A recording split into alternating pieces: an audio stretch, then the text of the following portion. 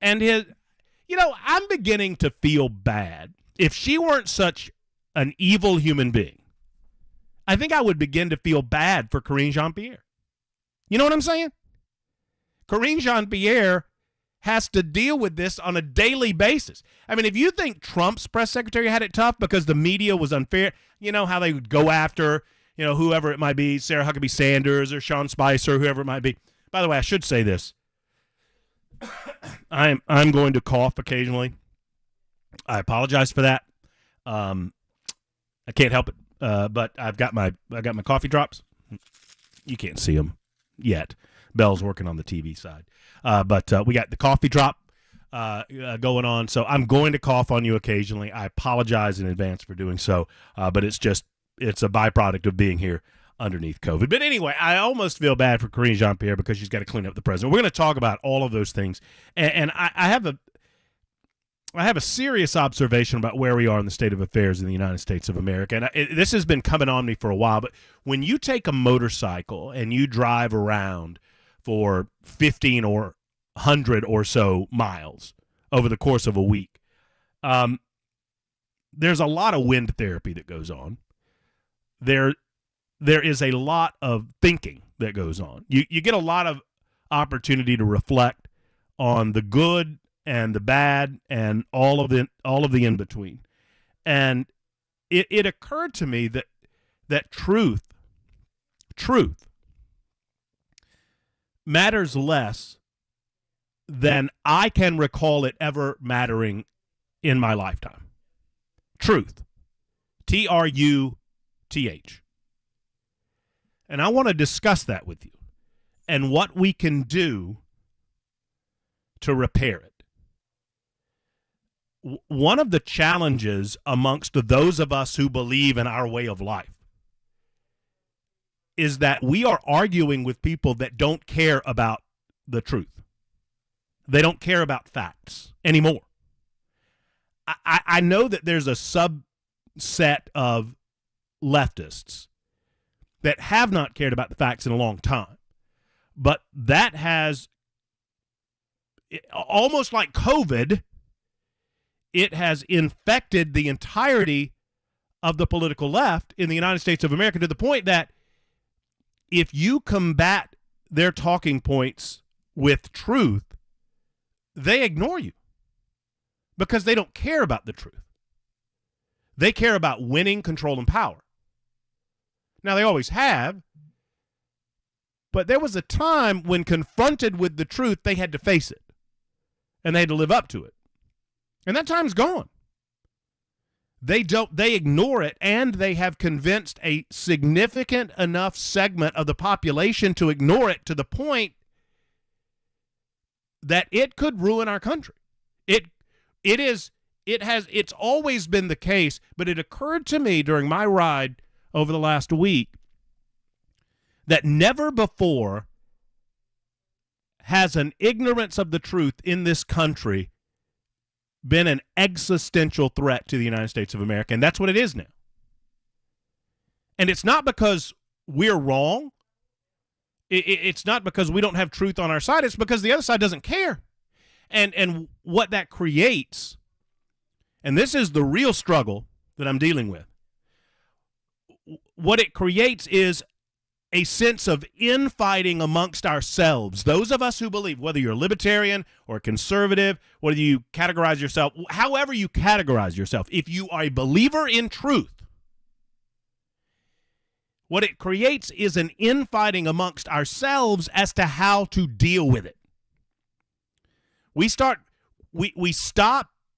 arguing with the political left and start arguing with ourselves as to how best to handle the political left. And nowadays, in 2023, that's fractured to the point where we can't even agree on some of the simplest of things as conservatives or Republicans or libertarians, or once again, however you would qualify yourself.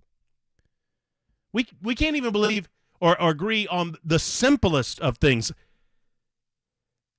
which leads me to my COVID experience. So, for those who don't know, the reason that I took I almost never, in my 24 years of doing talk radio, because I'm so afraid of getting Wally pipped. Everybody know who Wally Pipp is? Everybody? Anybody? Anybody know who Wally Pipp is? Is Bell back yet? Are you back yet, Bell? I guess he's not. He's working on the television side of things. He'll tell me when he's back. So Wally Pipp was the first baseman of the New York Yankees before Lou Gehrig. And the rumor was, the story that I've heard, and I don't think it's true, but you know what? I'm not going to allow, speaking of truth, I'm not going to allow truth to get in the way of a good story here. The story is that, Wally Pipp had stayed out too late. He was drinking. He didn't feel so good that day. They had a day game. The Yankees had a day game. And Wally Pipp, I'm out. I can't play today. And so they allowed the young, newly called up first baseman, Lou Gehrig, to take over for Wally Pipp. Nobody knows who the hell Wally Pipp is. 2,130 games later, or whatever it was, Lou Gehrig was still playing first base, and Wally Pipp was long out of the league. So I fear being Wally Pipp, so I rarely take time off because I don't want everybody to think, well, Pamela, and they think this already, Furr's much better than Murphy. Why is he there? You know what I'm saying. So I rarely take that amount of time off. But my brother and I, for my 50th birthday was last Friday, or Friday before last, I guess.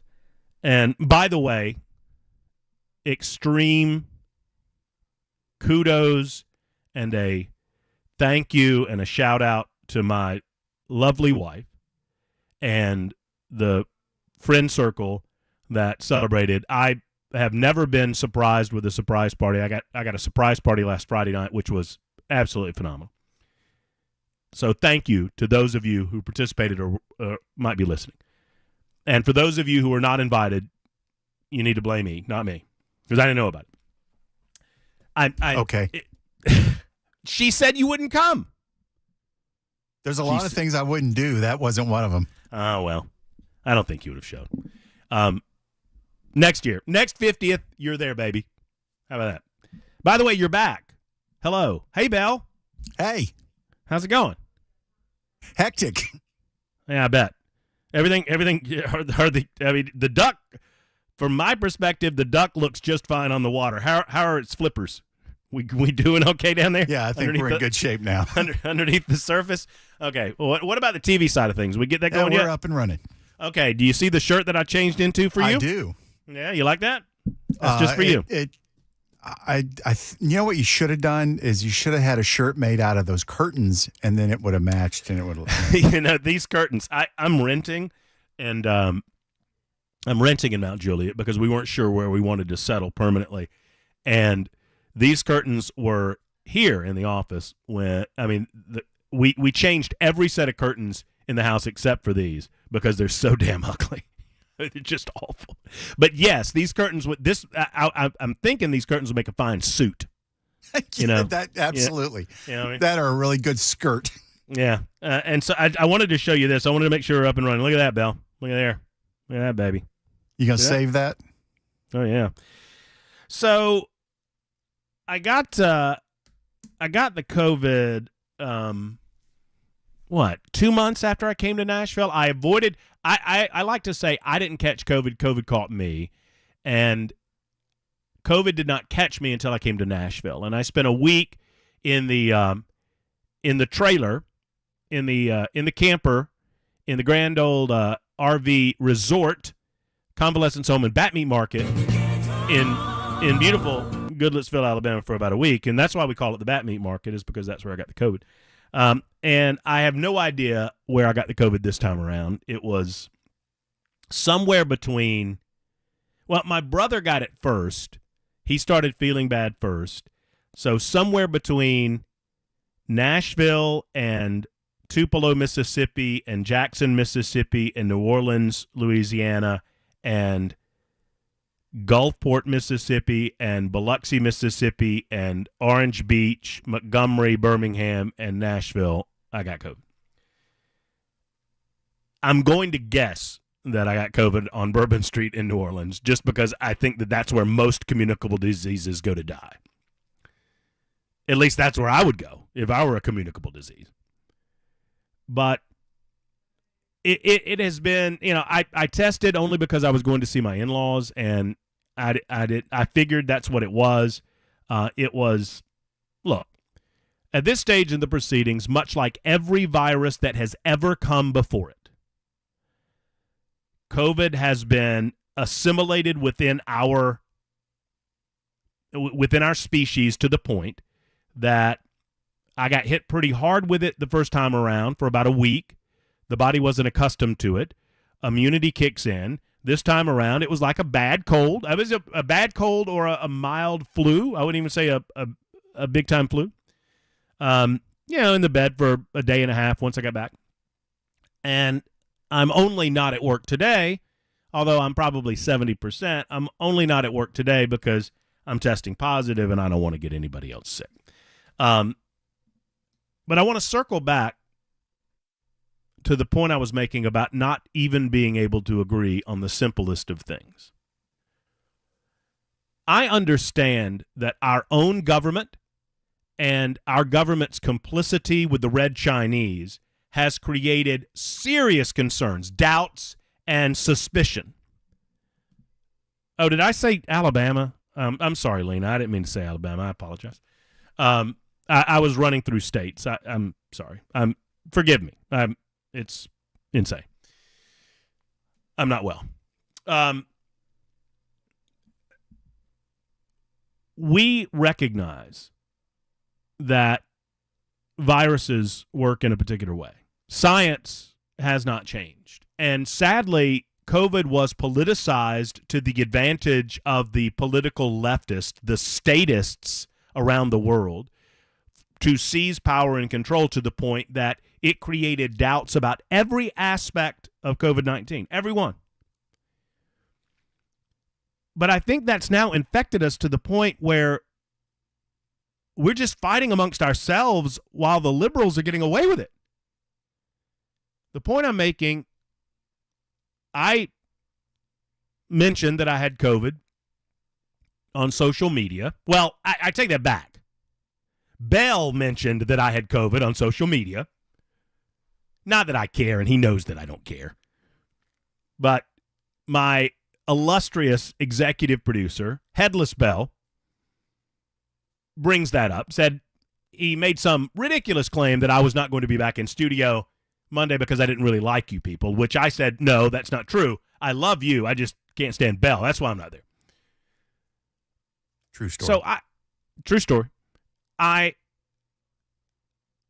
mentioned that I have COVID on social media, and I got attacked.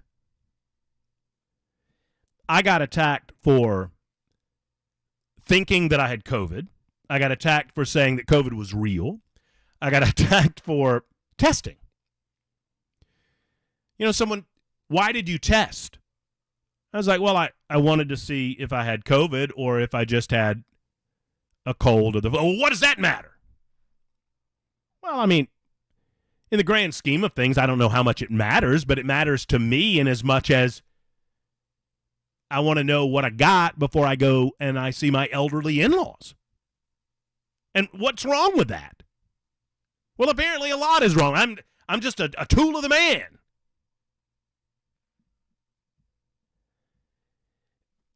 I believe that COVID was created in the Wuhan lab.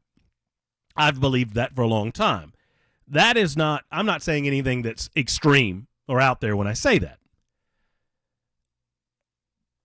But we've gotten to the point that now some people are suggesting that COVID never existed.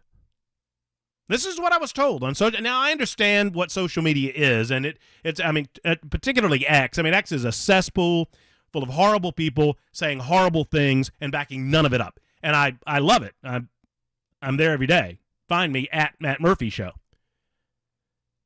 So I understand the type of individuals I'm dealing with. At the same time, have we lost the ability to agree on how a virus works? Regardless of, I agree with you that it was made. I don't know. I tend to believe that it was accidentally released. I do believe that there was maybe an intention to release it by the Chinese at some point, but I don't have any facts to back that up. I'm just telling you what I believe. I think it is ridiculous to suggest that it came from nature at this point. But just because our government and the governments around the world weaponized this virus to their own purposes doesn't mean that we have to forego simple science when it comes to how an illness works, which is what I felt like was happening, which is what I'm talking about. When we spend so much time arguing with ourselves about some of these smaller aspects of this, we're never going to attack the real enemy.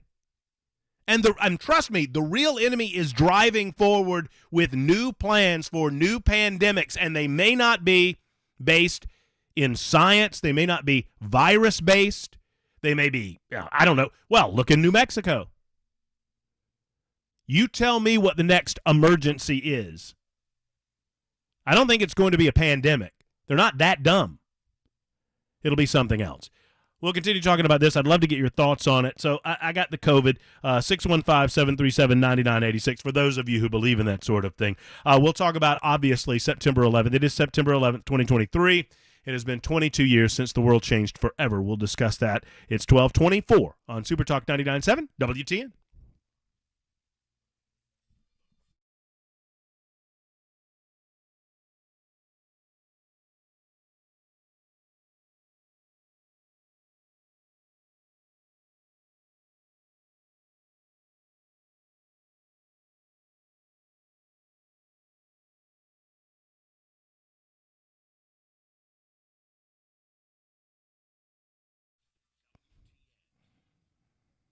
Hey, friends, I look much better on my camera at home than I do on Super Talk TV. But if you're watching Super Talk TV, you'll see that I've lost some weight. I've lost about 31 pounds. And here's the wonderful thing about PhD weight loss.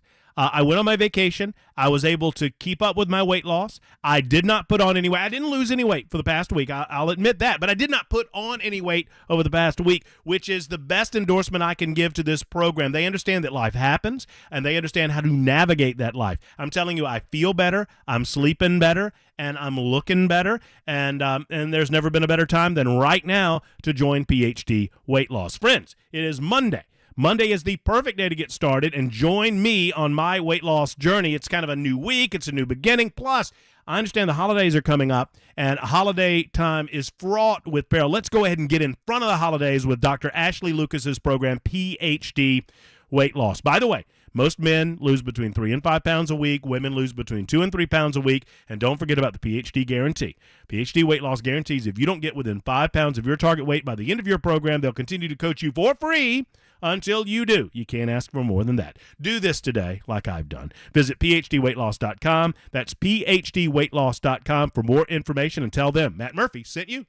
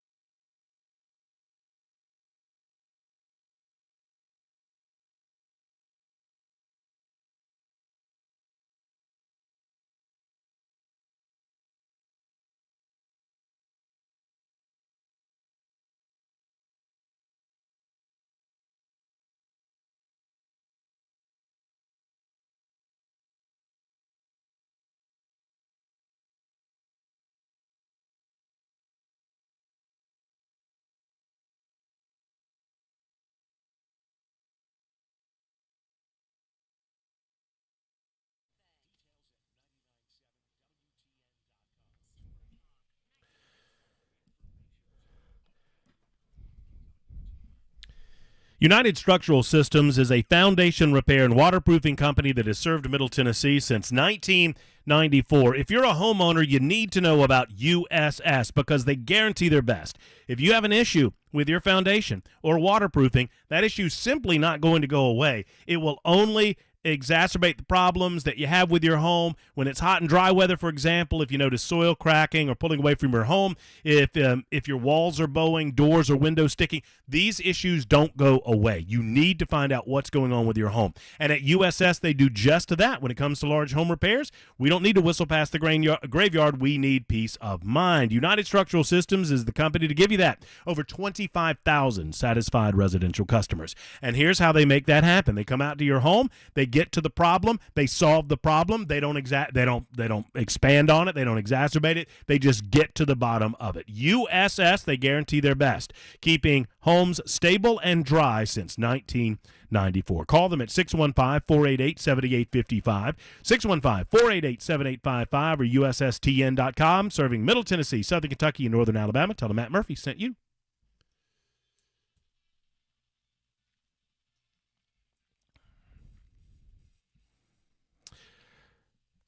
Super Talk 99.7 WTN, Matt Murphy and you, episode 412. I am back. Thank you so much for your welcome backs on the super text line, 615-737-9986, 615-737-WWTN. You can also call us. By the way, Bell K, producing on the air, in case we do happen to get a call or two, I will need I'll need StreamYard at some point.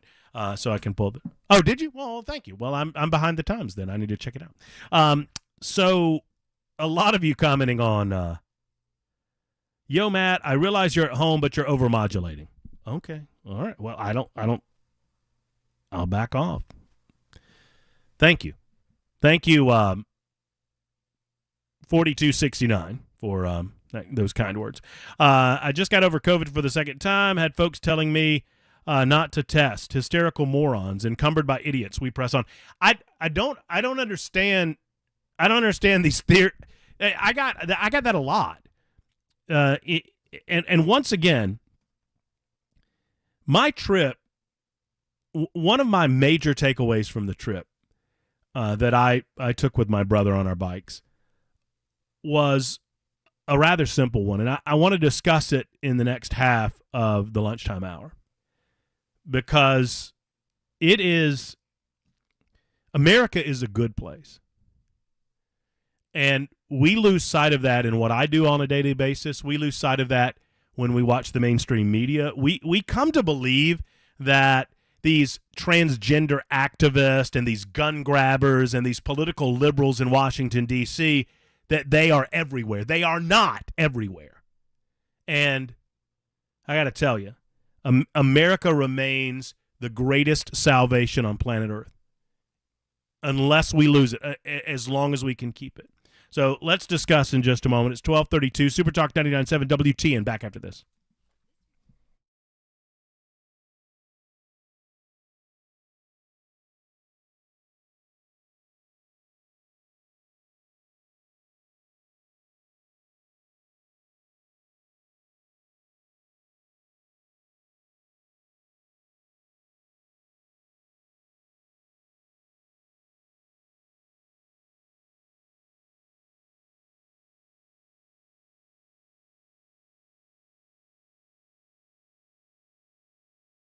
And cooling, because he can help in those sweaty conditions. Well, the time has come for me to talk about the transition, right? The transition between summer and fall, and before you know it, things will start getting cool enough where you'll think about turning on the heater. If you've not scheduled your maintenance call yet, please do so. It's so important. Let's think about it. So you go and get your oil changed in your automobile on a regular basis. You go and get your teeth checked on a regular basis. You get your body checked on a regular basis, because these are things that are important to you.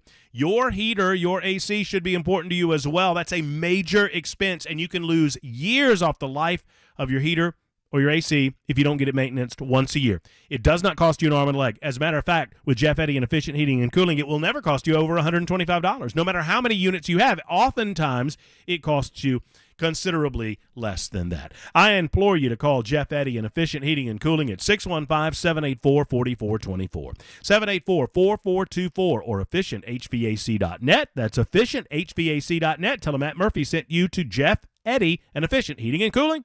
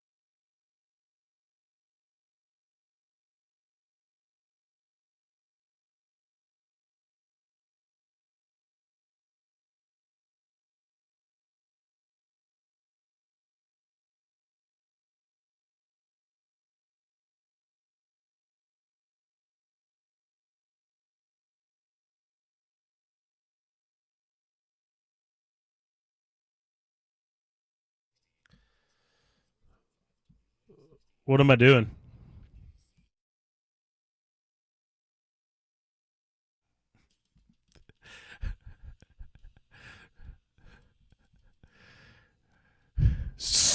I'm sorry, I'm making myself laugh. Super Talk 99.7 WTN. Mark that one down, Bell. That was the first COVID confusion. Bell tells me, "Hey, we're going hot." I'm like, "What am I doing?" I didn't know if I was doing. I didn't know what I was doing. This is the breakfast segment. I think we're going back to the regular show. Super Talk 99.7 WTN. Matt Murphy back in the saddle after a week off, and I'm a little bit COVID-addled. You have to forgive me for that. Man, I'm looking on my camera, and my camera in my home studio looks great. And then I'm looking up at my television, and it's muddy. I guess I expect more from Tim Cook, honestly. I expect more from those little Chinese hands that made this iPhone. I thought the shot would be better. I got to be honest. All right, your thoughts and your calls, 615-737-9986. For example, this thought on the COVID front. Super Texter writes, I just got over COVID for the second time. Had folks telling me not to test. Oh, I just did that one. No, I lost the one. Somebody said, oh, yeah, I've never tested, never wore a mask, never took the vaccine. I've been as normal as before COVID. Well, I mean, and to that I say congratulations. I've long said, I said this at the beginning of all of this, before we realized what was going on at the Wuhan virology lab. And a lot of people in 2023 want to pretend that there wasn't legitimate concern and confusion in 2020. They have, their memories are interesting on the COVID front. I don't fault Donald Trump for doing what he did. I fault him for doing it as long as he did it. I don't fault Donald Trump for listening to Anthony Fauci in the beginning. I fault Donald Trump for not firing Anthony Fauci at the point that he realized that Anthony Fauci was a bureaucratic liar and chose to allow Anthony Fauci. I cannot, every time I have an opportunity to mention this, I'm going to mention it. The man should be in jail. Anthony Fauci lied to the American people, and Americans died as a result of those lies. Anthony Fauci lied to us when he told us it was a wet meat market problem, or a bat meat market. Bat meat in a wet market. There, that's it.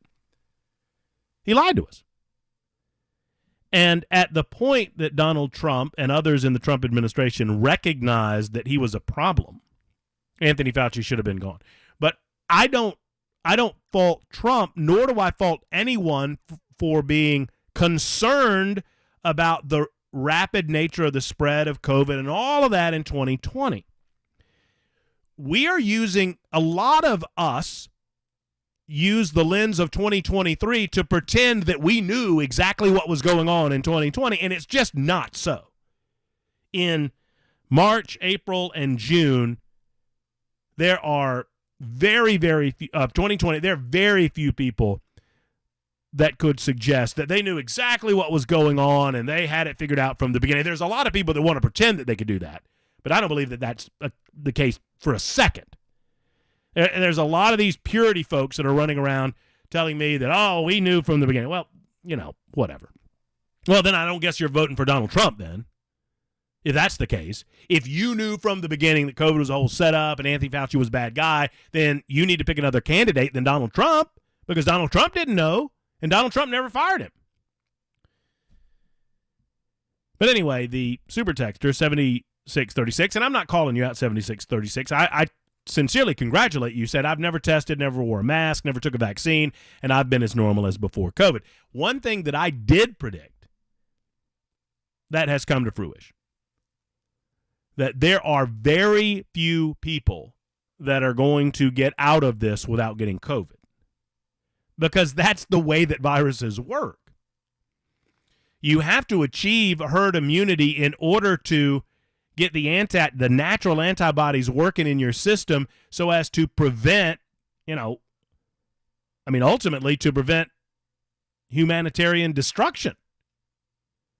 We have to have our own natural immunity fighting against and in order to do that, you have to get it.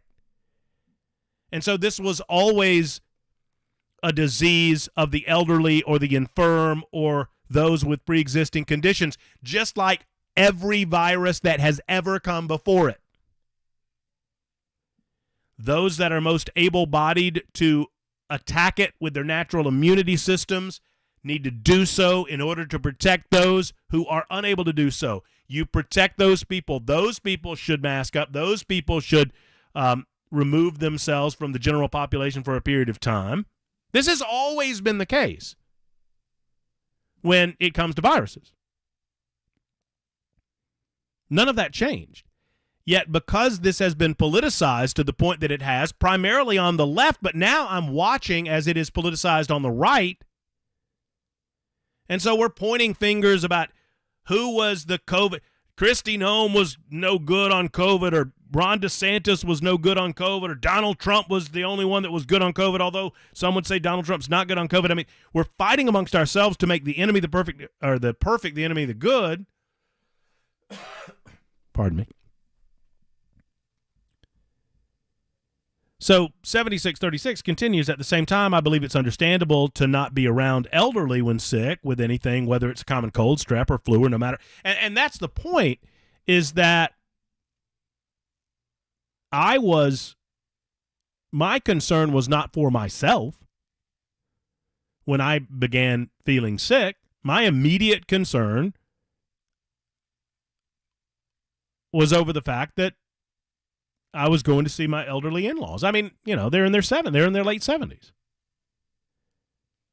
And so just like anything else,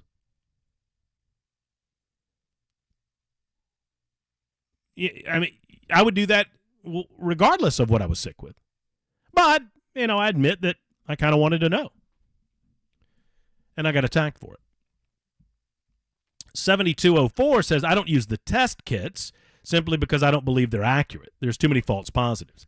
I think I got a false negative, actually. I was feeling a little under the weather, and the first test that I took was negative, and I don't know that I was negative. So I think the opposite happened to me. Sandra said, never tested because my husband tested positive last year, so I knew what I had. Once they knew he was unvaxxed, they didn't want to do anything for him, so why would I bother? Yeah, that's part of the politicalization of all of this, and that's part of what's angered so many people. How the Democrat, and I remember it, I'm elephantine about this stuff. I'll never forget this. The Democrats looked the American people in the face and told them, if you make a different medical decision on your own against what we think you should do, then you are an evil person. They called it, remember when Joe Biden called it the epidemic or the pandemic of the unvaccinated? Well, hell, his wife just came down with COVID.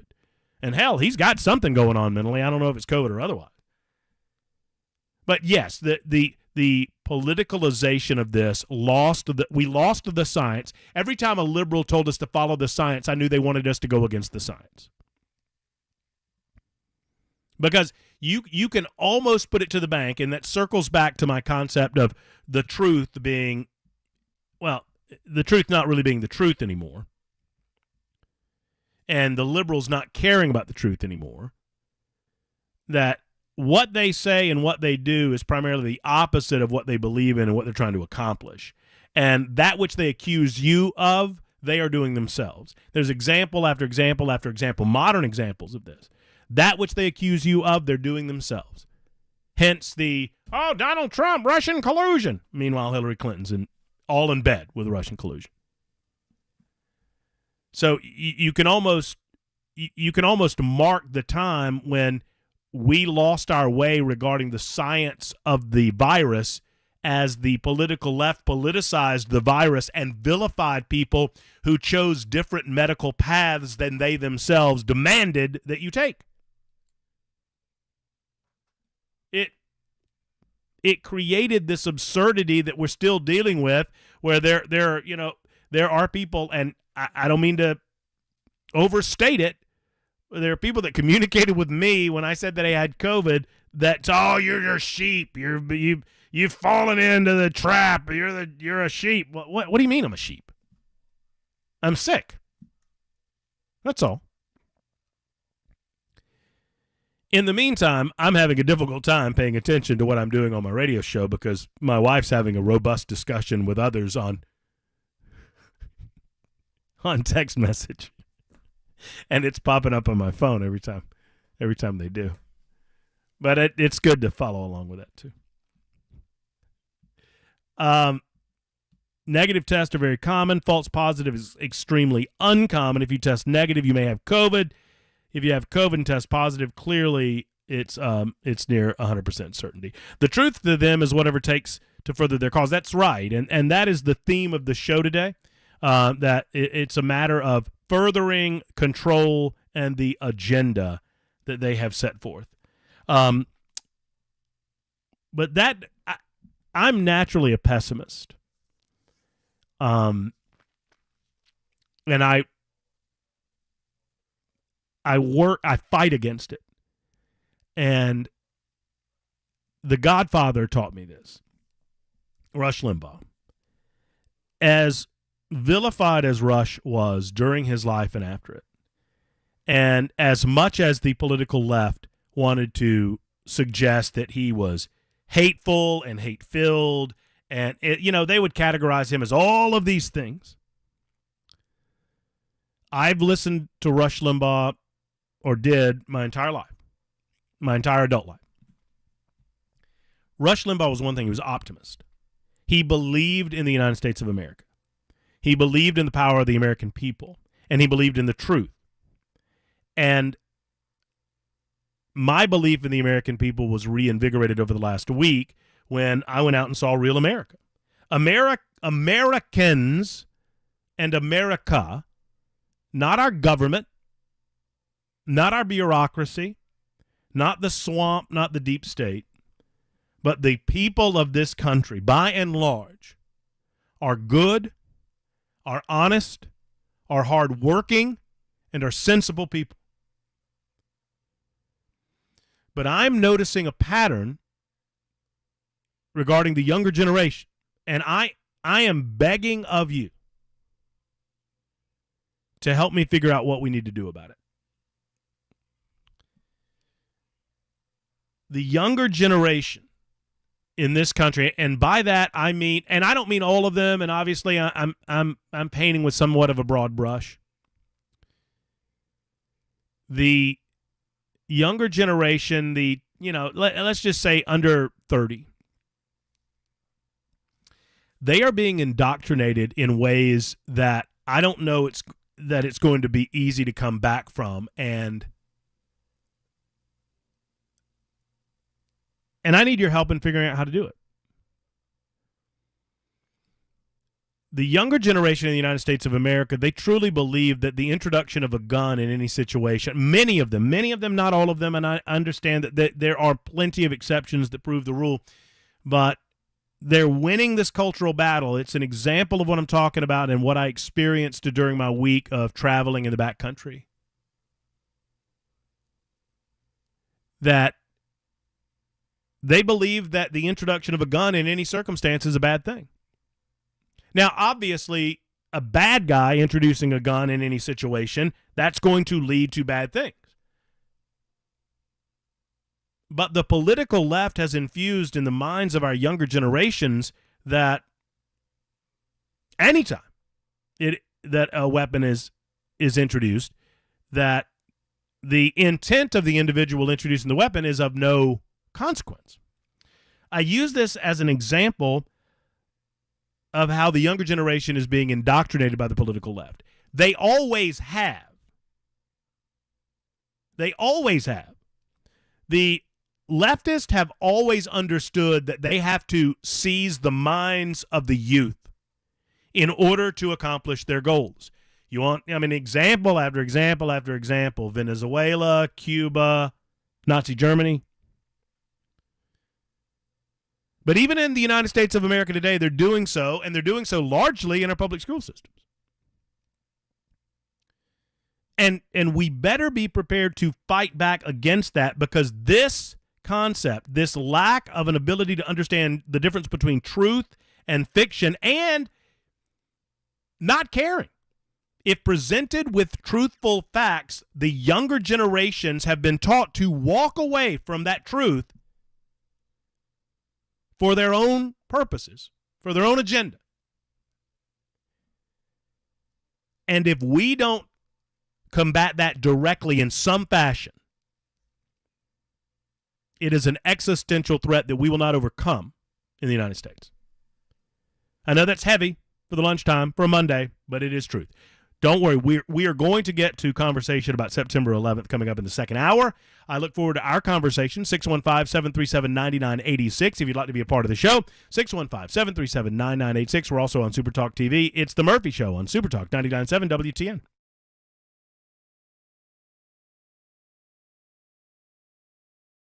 My friends over at Savory Spice, Holly, David, the gang. There's two locations. The first location was over in Franklin, just off the square. They opened up a location in L&L Market in Nashville as well, and people frequent both locations with regularity because they are simply the best at what they do.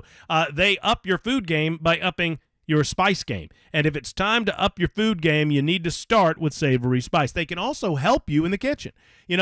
A lot of you have the ability to cook. My wife has that ability. She can just put things together and just boom, she makes something that's absolutely delicious. But if that's not you, Savory Spice has packages where they make it so simple. They tell you what meat to buy. They tell you what veggies to buy.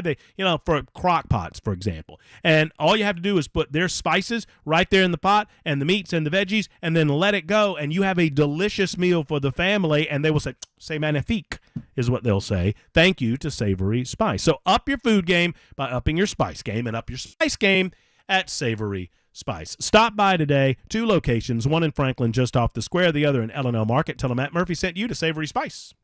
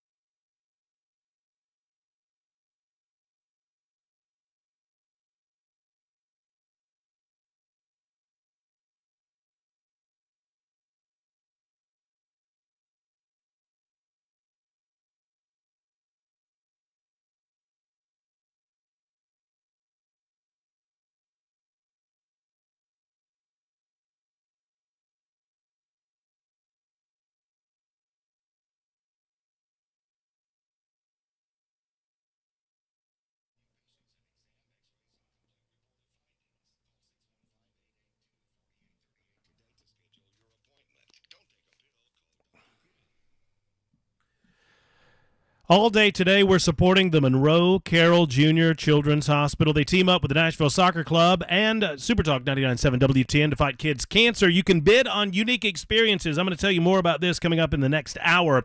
Your bids support Monroe Carroll Jr. Children's Hospital at Vanderbilt, the #1 pediatric hospital in Tennessee and in the Southeast. More on that coming up, and an opportunity for me to broadcast from your business. That's on the way. 2 more hours to go on The Murphy Show.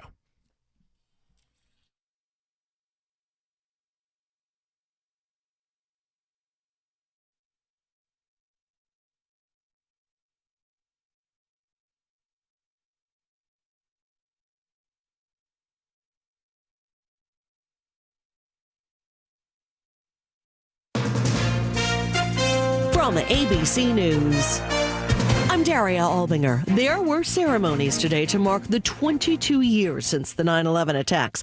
At the Pentagon, Joint Chiefs of Staff Chairman Mark Milley remembering how Americans came together that day. Those terrorists hated America.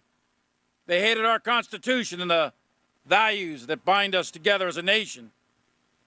They hated freedom and democracy and the idea that we are all equal. Vice President Harris among those at the 9/11 memorial in New York where the World Trade Center once stood. President Biden will mark the occasion with remarks in Anchorage, Alaska. He's on his way back from the G20 and an historic trip to Vietnam. Biden has been growing closer to autocratic nations in what is seen as a bid to try and counter China's influence, and he's been criticized by human rights advocates for taking this step. When I asked a senior White House official if Biden is compromising on his ideals by doing this, this official told me that absolutely not. Biden is not. However, there are autocratic leaders and countries in the world that have issues that are aligned with the U.S.'s. ABC's Selena Wang in Hanoi. A search for survivors continues following Friday's earthquake in Morocco. At least 2,700 are confirmed dead.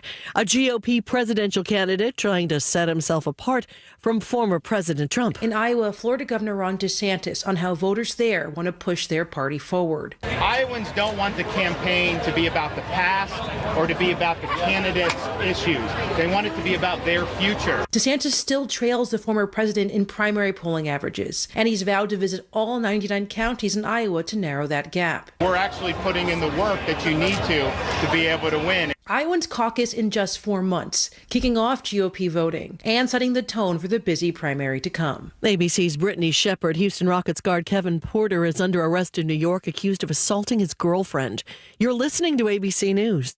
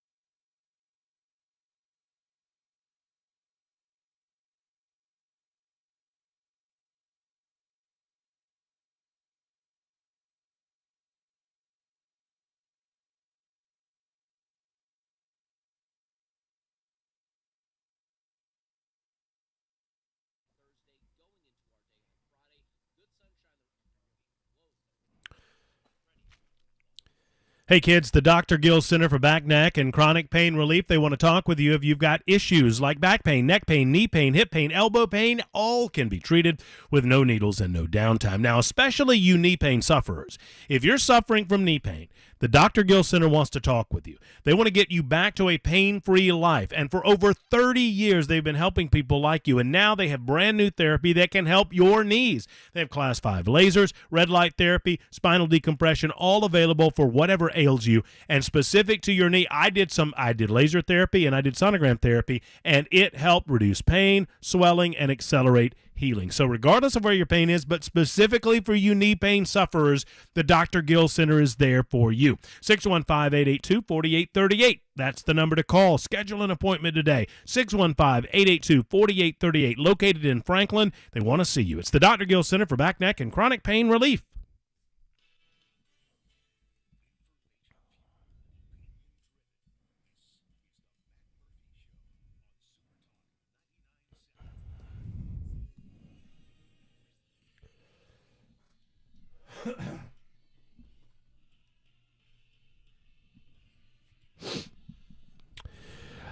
All right, here we are. Here we go. Hour number 2 of the Matt Murphy Show. I am broadcasting from my home studio due to COVID-19.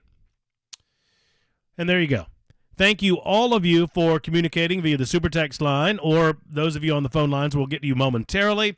I appreciate all of you on the F&M Bank chat line as well. If you're watching on Super Talk TV, I had no idea that Turd Ferguson was such a rock star on the Super Talk TV F&M Bank chat line, but he obviously is. And I'll tell you, this inspires me. I need to get a monitor in the studio when I'm back in the studio, because I don't get to see some of these F&M Bank chat comments in real time like I'm watching them. There's currently Bell. You can't see it either. Can you see the chat line? Well, I use YouTube to monitor the stream so I can see the YouTube comments. Yeah.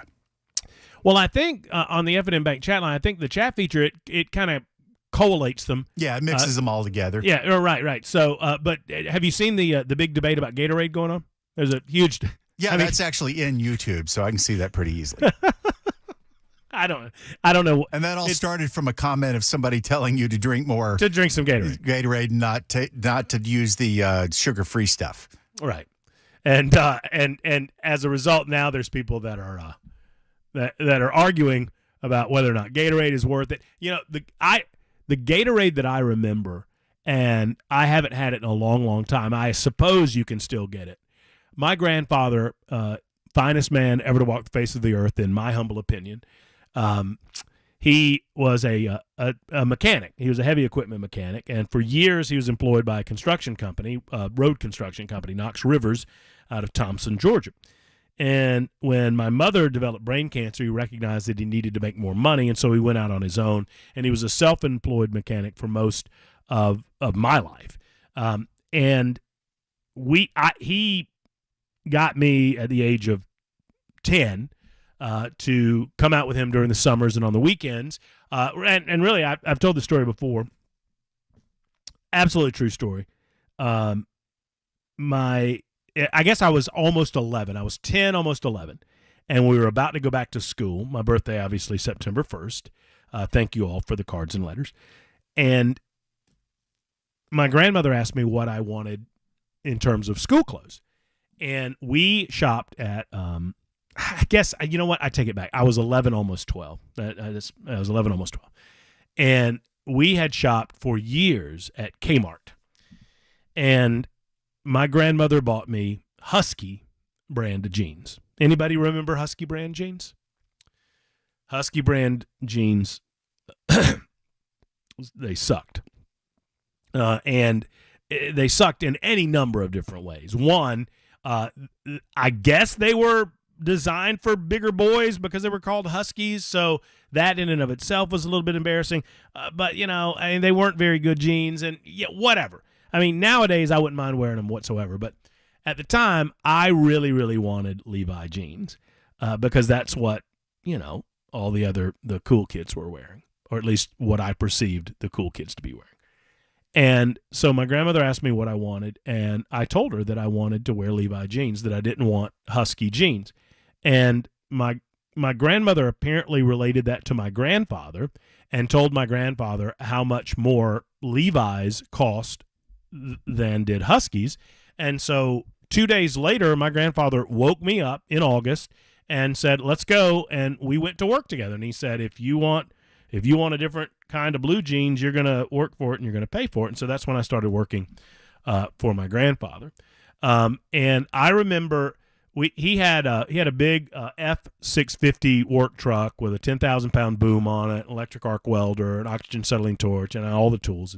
And so his advantage was he could go to these earth-moving equipment sites. He could go to farming equipment sites. He did a lot of logging equipment as well. And he could go on site and fix the equipment on site so they didn't have to take it back to a shop and fix it there.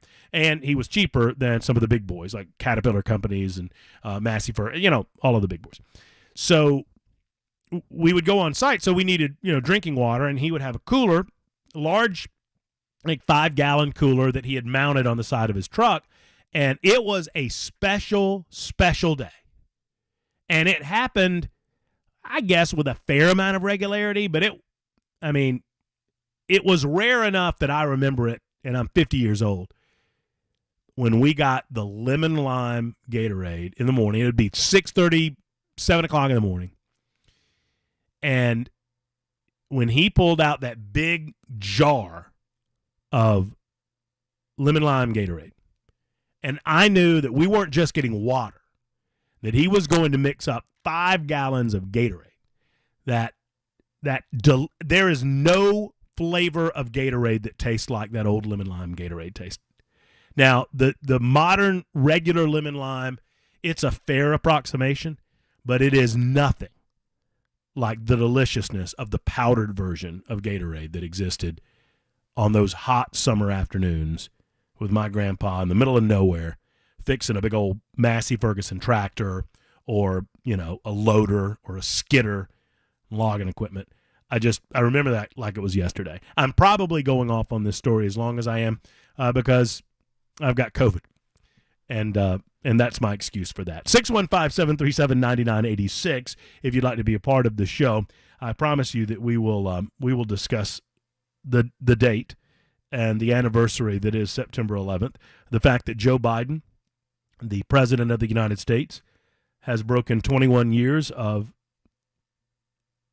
protocol by choosing not to be in Washington, D.C. or in Pennsylvania or in New York City on this day. I think they forgot about it. That's as simple as I can be on it. I believe that they are so oblivious to the America that you and I know so well. I think they scheduled the trip to Asia without recognizing, or they scheduled it without fully understanding that he couldn't get back for September 11th. So instead of rescheduling the Asian trip, well, they said to hell with that. We'll just say to hell with September 11th. We'll do. What sense does it make? They found a military base in Alaska to go to. How hard is it to mark September 11th and to recognize there will come a time when we no longer have presidential commemorations every anniversary? But should we be there yet?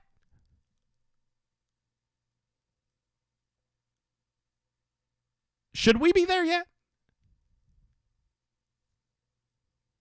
You have 22 years now of history that has been set down in the aftermath of September 11th. And I don't know that we've done our job. Now, Al-Qaeda, as we know it, has been decimated, thank God. And obviously, Donald Trump took care of ISIS for us. Radical Islam in and of itself will never go away, but the threat, the present threat that existed on September 11th, 2001 does not exist today, except to say that the political left has allowed our porous southern border to become the next honeypot for terrorism. and the next honeypot for terrorists that may want to come into the United States of America, create sleeper cells, and kill us. But our job, and I want to get to your calls. I want to get to Gail and Larry and Lee, and I'm sorry. I didn't mean to do this now, but I'm compelled to finish the thought. Our job was to never forget. And I know the way the world works, and I understand that it is a part of human nature. It is a part of the nature of a society that as time goes on, you naturally heal from an event. And that's not a negative thing. That's a positive thing. We should heal from the events that wound us so deeply as September 11th wounded us. I don't remember being significantly impacted by Pearl Harbor in my youth. And, you know, when I was old enough to recognize what the hell was going on, 1983, that's only 42 years away from Pearl Harbor. That's only, you know, I mean, so that's several generations away, but several generations away, we did not respond on an annual basis to the actions of a nation committing atrocities against the United States of America. So I get that as time goes on, as more and more people are a part of society that never lived through a certain event, that event will not be real and present to them in the same way that it's real and present to me and real and present to you. But that doesn't change that we had one job. And I know I speak for many of you when I say that we failed. Maybe not me, maybe not you, maybe not this audience. But as a country, we promised to never forget. And now and I don't know what we can do about it, but we sit by as our president doesn't bother to show up. And half of the country will make excuses because they're on team leftist. They're on team statist. Half of the country will pretend that it's okay, that the leader of this nation and the commander-in-chief of our armed forces and the leader of the free world, I mean, say what you will about his mental state, but I mean, the status of the presidency still indicates that he's the leader of the free world. We'll just stop. You know what? We'll stop by Alaska and we'll get him a 10-minute speech, which is best as he can do, and then we'll just deal with it. It's a shame. 615-737-9986. Gail's been holding on for far too long. Gail, I apologize. We had a little trouble with our communication on our StreamYard to begin with, and then I finally saw you up there, and you've been up there forever. You want to talk about COVID. Thank you for calling in. How are you, Gail? Fine, Matt. First of all, I hope you feel better. I do. Thank you. I'm okay. I'll be all right. If you will allow me, I just need to make 3 comments. Okay, sure. First of all, everything you said about the Democrats, I agree with you 100%, and as you were talking about the COVID and the testing. But I just want to let the people know about the COVID testing.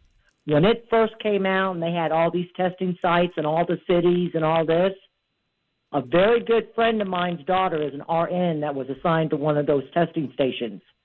And because people were coming through that had no symptoms, but yet they were positive, and other people coming through, you know, that were sick, she decided to take 10 of those test tubes.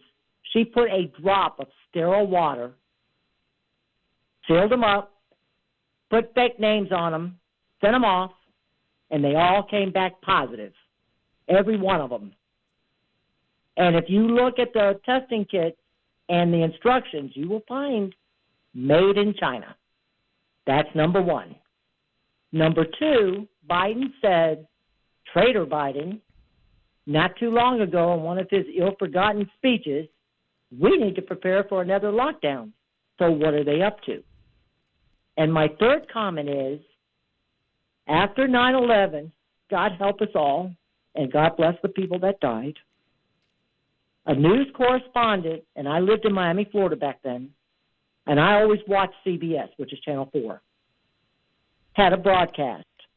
And they went over, I think, to Afghanistan, and they interviewed these 16 and 17-year-old boys. And one of the boys said, word for word, Americans are stupid.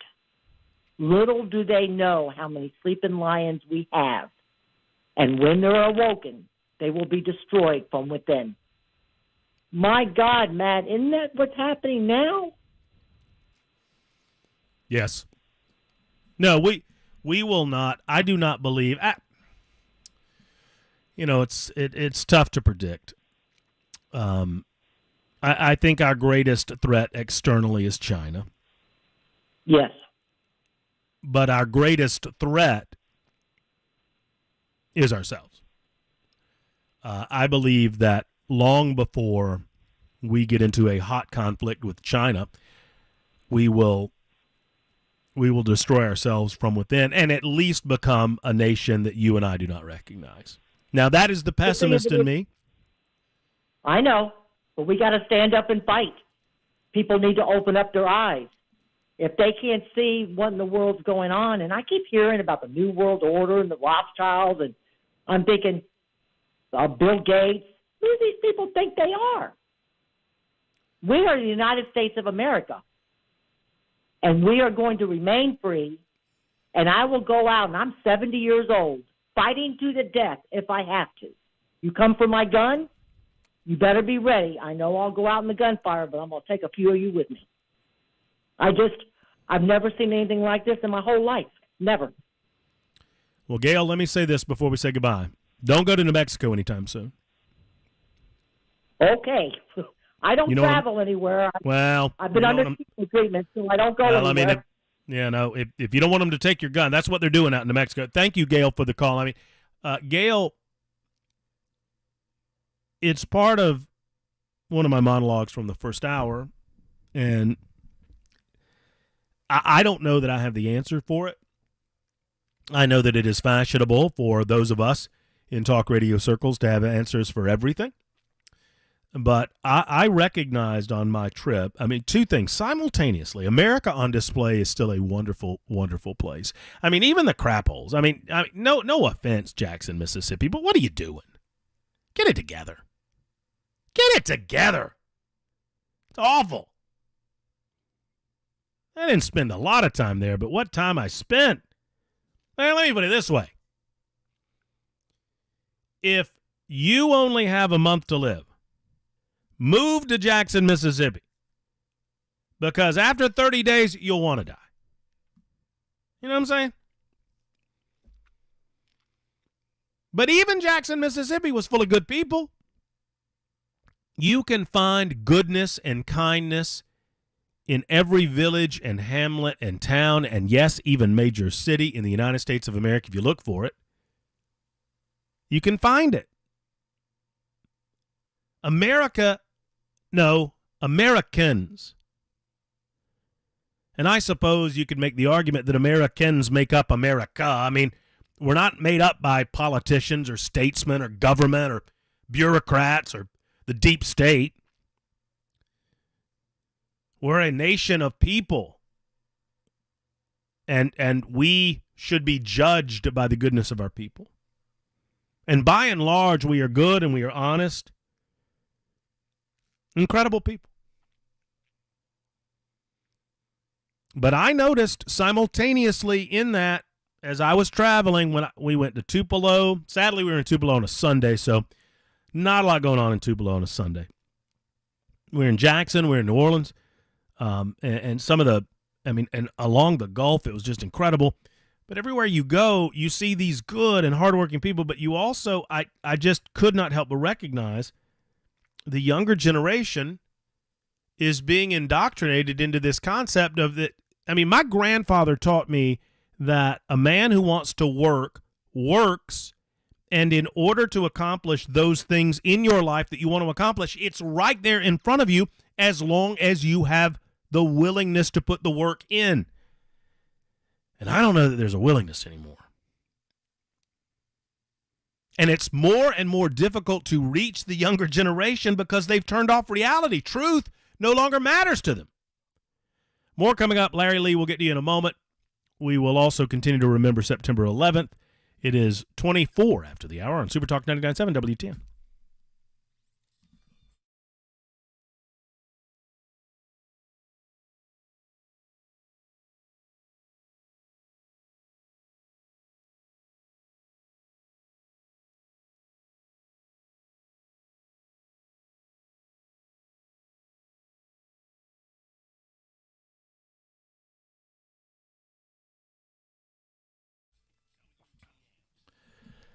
I want to tell you about my friends at Brentwood Hearing Center. As some of you know, Brentwood Hearing Center is committed to offering the most recent hearing technology, hearing device technology. They've been doing this for the last 30 years, and they constantly keep up with the evolving technology. And one of the more recent additions to their product line is the Phonak Paradise Life hearing aid. It is the world's first completely waterproof hearing aid. Ronnie and his team will demonstrate this hearing aid for you. Whether you're splashing in the pool with your kids or your grandkids, working in the yard during warmer temperatures, maybe you're going to a ball game this fall while it's still hot and you're sweating a lot, do not worry, because you can get this thing wet and you don't have to worry about it. Paradise Life can make sure you still hear well and you don't have to worry about your hearing aid getting wet. Give them a call today. If you have a device and you would like to transfer over to the Paradise Life, or if you've ignored your growing hearing issue, one of their doctors of audiology would be pleased to demonstrate the new product and discuss how Paradise Life can help you live a better life. Here, Brentwood Hearing Center, that's what they do. Better hearing for a better life. Here's the number, 615-377-0420. 377-0420 for Brentwood Hearing Center.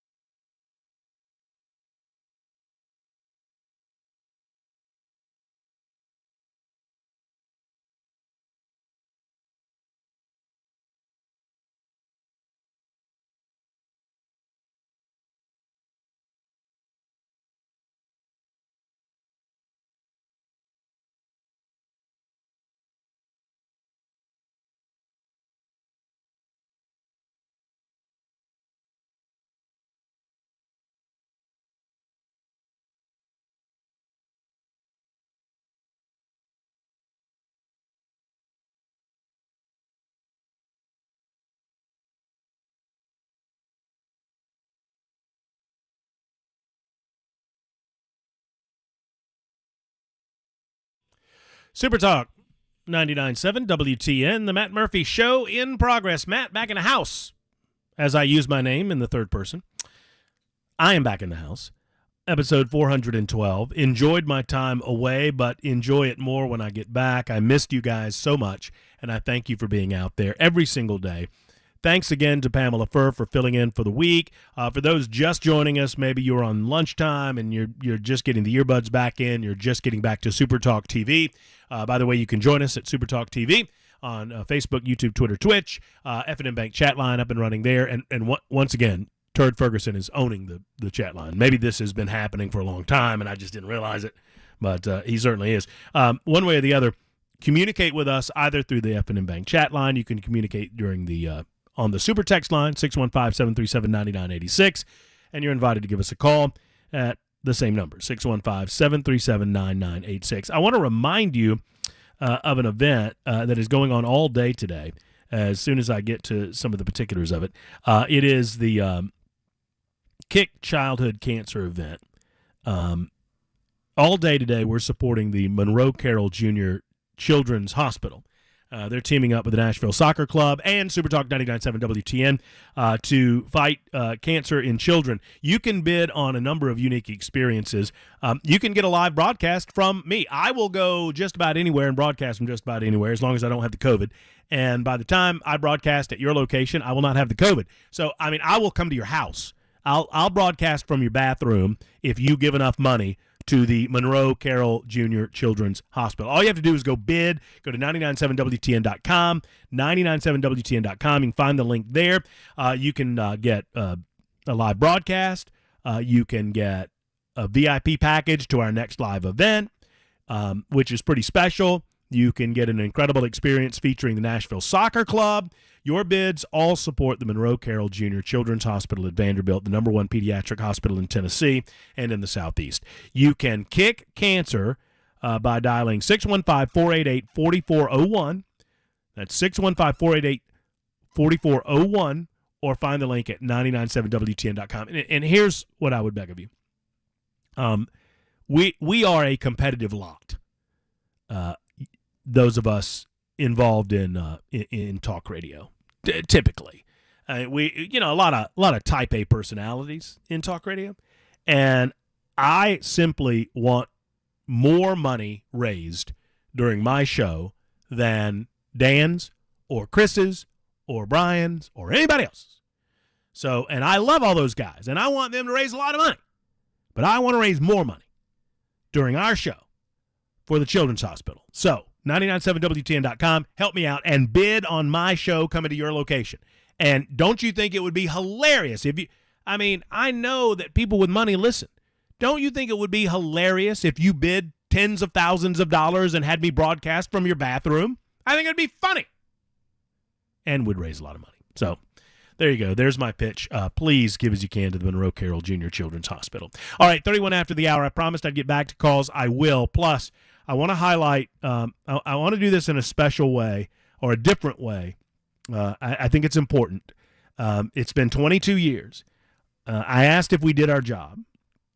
I'm going to try to do my job and never forget. I want to introduce you or to reintroduce you to two names that we came to know in the aftermath of September 11th, 2001. And we'll do that coming up on the Murphy Show on Super Talk 99.7 WTN 132.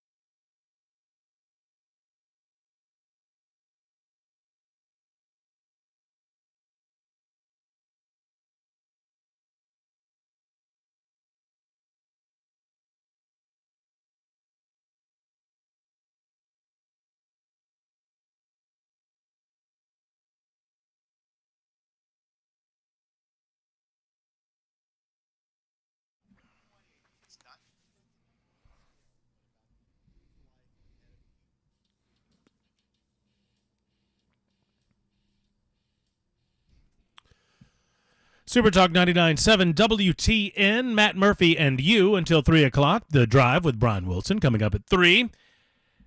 As promised, back to your phone calls momentarily. I just realized something, Belle. You convinced me to change my shirt, and I changed into a shirt that looks like a pajama top. I didn't think I thought it was. It's really not. But, I guess anything can be a pajama top depending on how you use it. 615-737-9986 is our telephone number, 615-737-9986.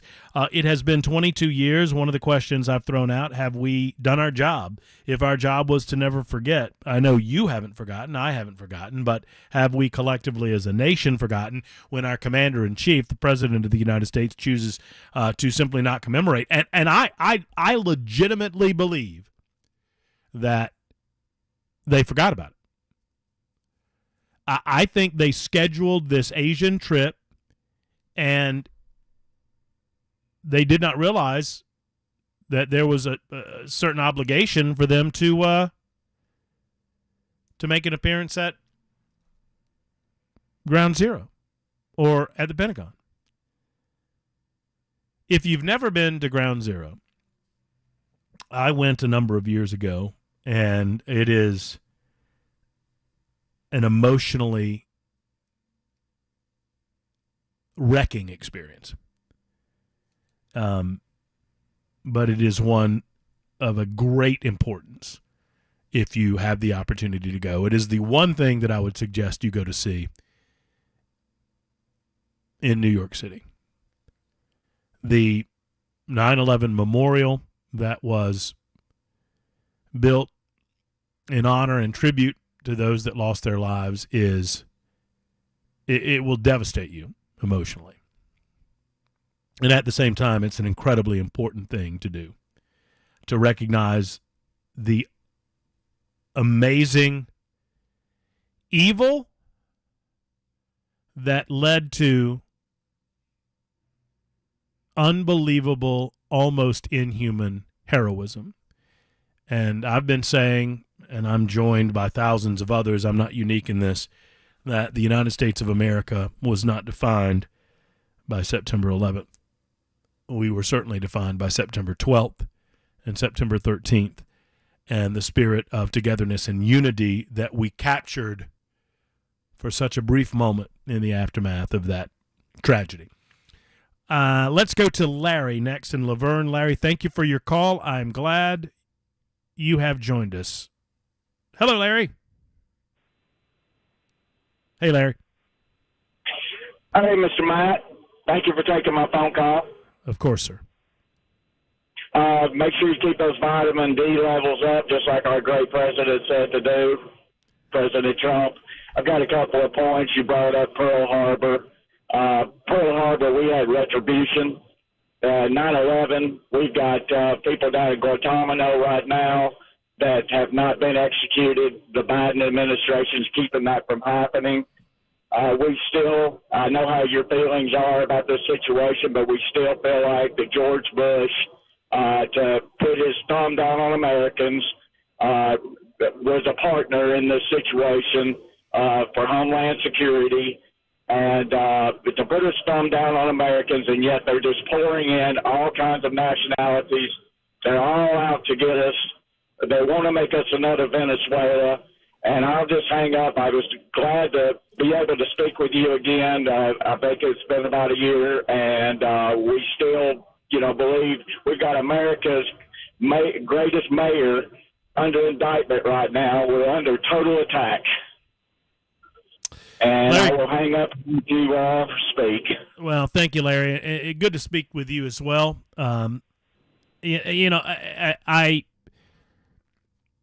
There were so many mistakes that were obviously made prior to 9/11, and a lot of people believe that some of what happened prior to 9/11 was intentional. I do not share that belief. I do not believe that America was in on it. I know that there are a lot of 9/11 truth. Look, I saw one in Tennessee today. My good buddy Gary Humble, who fashions himself as a conservative individual, Gary runs this operation called Tennessee Stands, and he did as much, and he has now on social media suggested that somehow George W. Bush was complicit or something or another. I've done as much research as the average American, certainly not as any American, but I've done as much research as humanly possible into the lead up to and the aftermath of September 11th. And I do not buy into the theories that this country was aware of or complicit in the attacks that happened on 9/11. I am not, nor will I ever be, a 9/11 truther. There are sadly more 9/11 truthers today than there were in 2001 or 2002. And sadly, it has been the United States government that have led people to that belief. And what I mean by that is when your government will try to politicize and utilize a pandemic, when they'll lie to you about the nature of a pandemic for their own political purposes, well, you begin to wonder what wouldn't they lie about. And I don't know that I begrudge. I have a difference of opinion. I think you are wrong. I don't know that I cast aspersions necessarily, because it is difficult for me to blame people that are suspicious of their government nowadays. I'm trying to say that in kindness.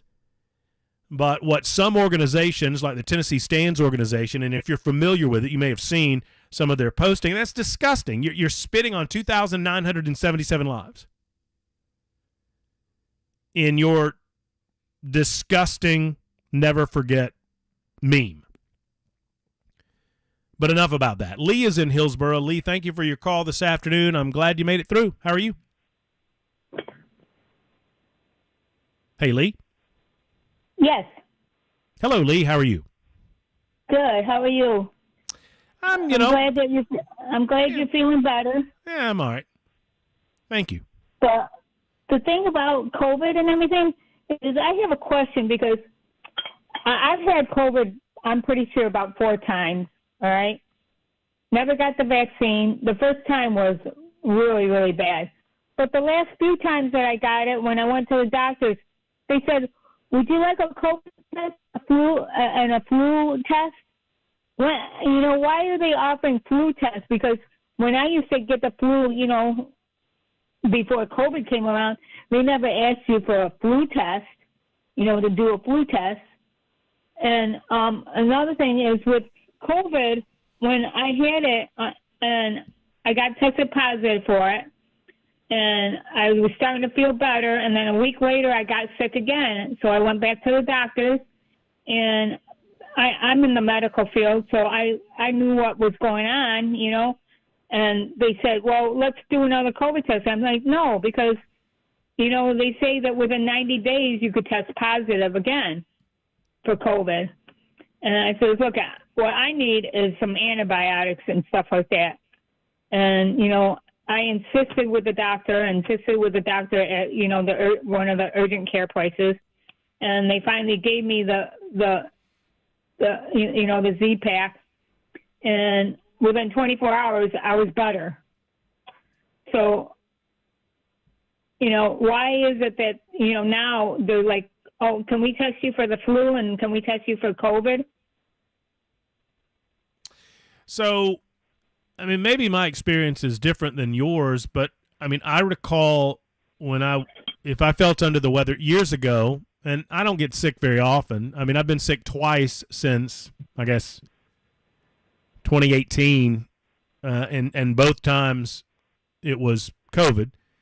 But, I recall going to the doctor and feeling like, crummy and wanting a steroid shot or something or another, and I recall being tested for the flu, like at the Doc in the Box. So I remember pre-COVID going to the doctor and being tested for the flu. Is that what you mean? Yeah, because I don't remember getting tested for the flu. They go, oh, you must have the flu. Like let it, run its course and everything. And I have a tendency, whenever I get anything respiratory, upper respiratory, lower respiratory infection, I end up with bronchitis because I was a smoker. Now I'm an ex-smoker. I haven't smoked since 2008. Good for you. But I mean, the thing is, you know, with these COVID tests, I don't think everything is accurate because, you know, people went and we got retested, and, you know, and they put them in the number, the SKU or whatever it is. And, you know, I believe that there's been more people that have died of fentanyl overdoses than COVID. Because I know a lot of people, more people that have died of fentanyl overdoses than COVID. Well, there's certainly way too many people dying of fentanyl overdoses. Of course, that it is not, from a political standpoint, the leftists don't have no interest in doing anything about fentanyl. And if they did, they'd do something about the southern border. You know, I look, overall, COVID, and I'll take credit, and thank you, Lee, for the call out of Hillsborough. I appreciate you. I will say that I said several years ago, and I'm not playing I told you so, that COVID would eventually be assimilated into our society in the same fashion as the flu. It is the flu. I mean, for all intents and purposes, it is a version of a flu. And every year we're told to take our flu shot. Every year we're told that the flu shot is a crapshoot because they're trying to guess where the flu's going. This was a new thing that, by all accounts, was created partially through funding by your tax dollars in Wuhan, China. So it was new and different, so much so that it was more dangerous, especially to those who were elderly or infirm or had a pre-existing condition. But COVID was never the killer for able-bodied individuals that the political left suggested that it was. They were doing that. They were using that. They were, I believe, building up those numbers. I mean, we never got to the bottom of dead with COVID or from COVID. Remember that? They would tell us, well, there 20,000 people died this week and they had COVID. Well, did they die with COVID or from COVID? Well, if they had COVID and they died, it was suggested they died from COVID. That was different. It's two different things. Let's see. I don't think I have time for Troy or Sean, but I'll get to you in a moment. It's 1:49, Super Talk 99.7 WTN. I don't know if you remember the name Wells Crowther. I don't know if you remember the name Rick Rescorsia. If you don't remember either of these names, I'll remind you of who these two individuals are in the spirit of not forgetting. And we'll do that in the last hour of the show. It is The Murphy Show on Super Talk 99.7 WTN.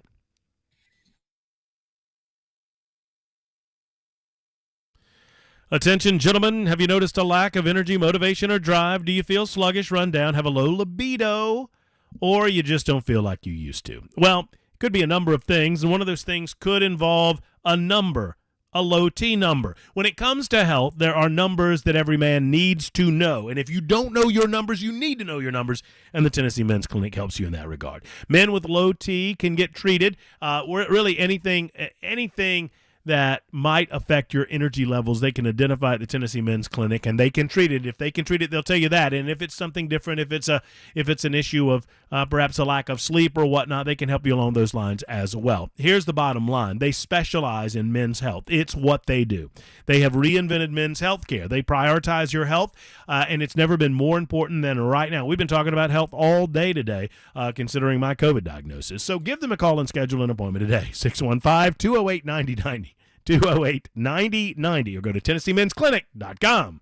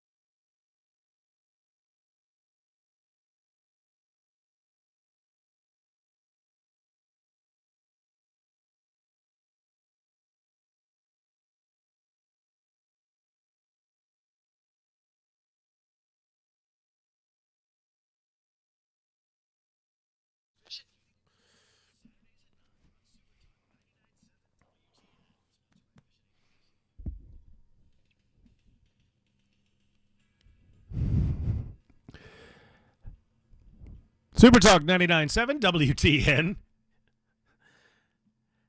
I have a very special guest, Belle, in the studio with me. I am broadcasting from my home studio today due to a COVID-19 diagnosis. I should be back. I feel pretty good, maybe 75%. And I've got a guest with me. Belle, would you like to say hello to Mrs. Beasley? No, she's giving me the side eye. She does a great side eye. She's not as big as she looks. She's just standing in front of me on camera right now, and there she is. This is what she likes to do when I'm working in the morning on show prep. She likes to get in my lap and tap on my computer. So she's decided to do it during the show. If you want to know what Mrs. Beasley looks like, you can go over to the Super Talk TV side of things, YouTube, Facebook, Twitter, Twitch. Find us on Super Talk 99.7 WTN on that channel. Like the channel, subscribe to the channel, and you can see Mrs. Beasley, who is obviously...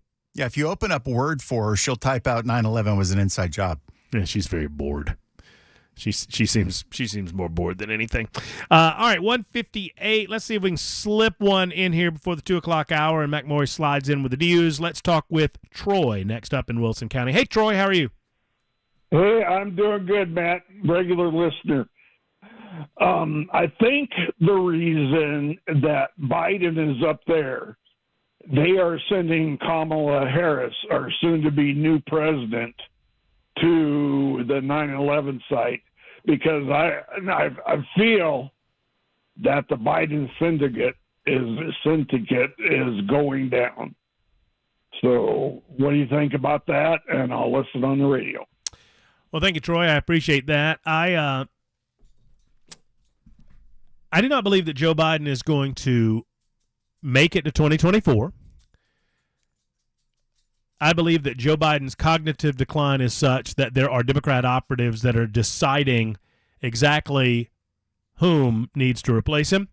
And obviously, Kamala Harris, as disliked as she is across the United States of America, is the obvious choice, and it's hard to get away from that choice. I do not disagree with your assessment, although I don't necessarily think that was specifically why Joe Biden ignored 9/11 in the way that he did. I think the administration simply forgot about it because they're not patriotic people, and they do not believe in the greatness of the United States of America. Ergo, they don't believe in remembering 9/11. That's my thought on it. One more hour to go on Super Talk.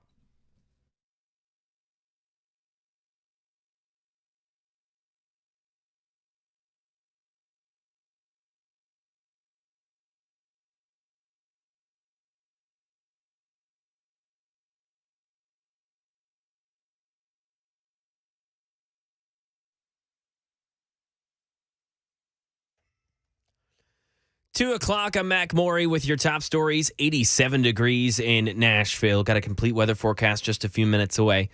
New Mexico's governor declaring open and concealed carry guns illegal in the state's most populated areas for 30 days as a way of reducing gun crimes. But police in New Mexico are pushing back and saying they will not enforce such a ban. Alex Stone. It's a public health order. Law enforcement leaders in New Mexico say their officers and deputies will not enforce. Around Albuquerque, Bernalillo County Sheriff John Allen says he will not take legal guns away from the public he serves. The temporary ban challenges the foundations of our Constitution, but most importantly, it is unconstitutional. The governor said state police would enforce it. It's unclear to what extent. And right now in Tennessee, a dad and his 9-year-old son died this weekend by crashing a jet ski into a barge on Cheatham Lake. The barge was being pushed by a towboat, and the dad was pronounced dead on the scene. The 9-year-old's body was not found until Sunday evening. Officials say both were wearing life vests, and that makes 22 boating-related deaths in Tennessee this year. And some tentative agreements have been made between the United Auto Workers Union and Stellantis, one of the big three Detroit automakers. But Mike Dubusky reports the two sides are still far apart with a deadline looming, which could see workers walk off the job at all of the big three auto companies. The UAW is asking for 46% wage increases, a 32-hour work week, and pensions for all members. They describe their demands as audacious and ambitious. Mike Martinez covers the UAW for Automotive News. He says the union argues their proposal makes up for the losses their members took after the Great Recession. They know that the companies have been in a prolonged period of really high, if not record profits, and they want essentially what they lost. The big three have each put forth counteroffers. The current contract expires Thursday at 11:59 p.m. Eastern. And that is the latest news. Weather's next. I'm Mac Maury, WTN News.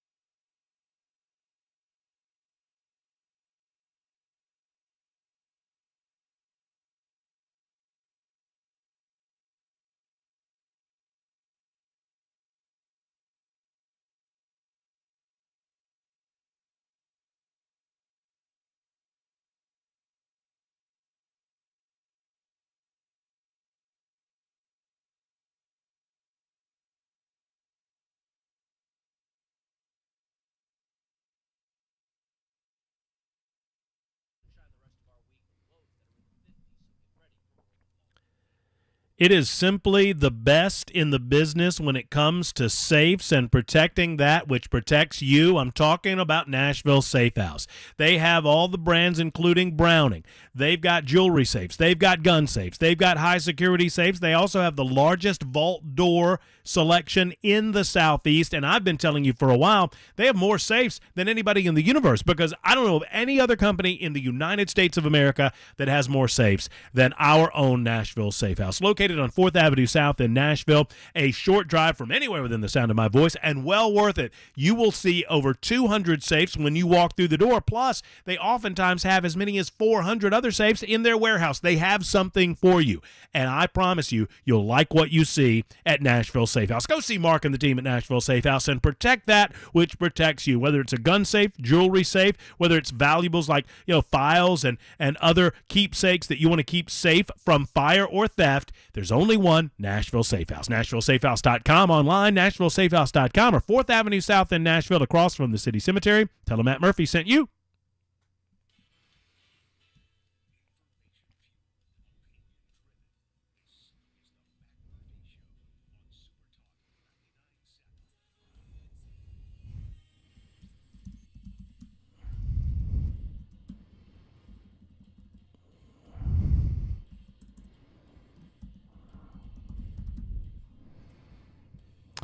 It is Super Talk 99.7 WTO. Hey, Mrs. Beasley is very concerned that I'm talking loudly. She feels like I'm screaming at someone from my home studio. Hour number 3 begins right now. Matt Murphy and you. Does that dog not know what you sound like when you're angry?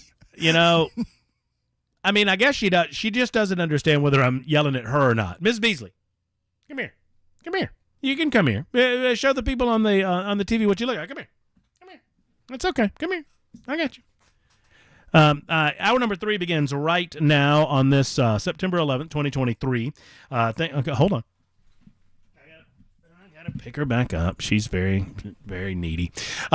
She's very misunderstanding of why I'm here and I'm yelling in the office studio. But I am home thanks to a COVID-19 diagnosis. I got another 2 days at least of this because I'm relatively symptom free. I don't have any fever anymore, so we'll be back in studio before you know it. But thankfully, thanks to our Cracker Jack engineering team, Ian and Mike, and thanks to Dan Mandis, program director of Super Talk 99.7 WTN, and the rest of the crew, we're able to bring you the show from home. I was not going to miss today.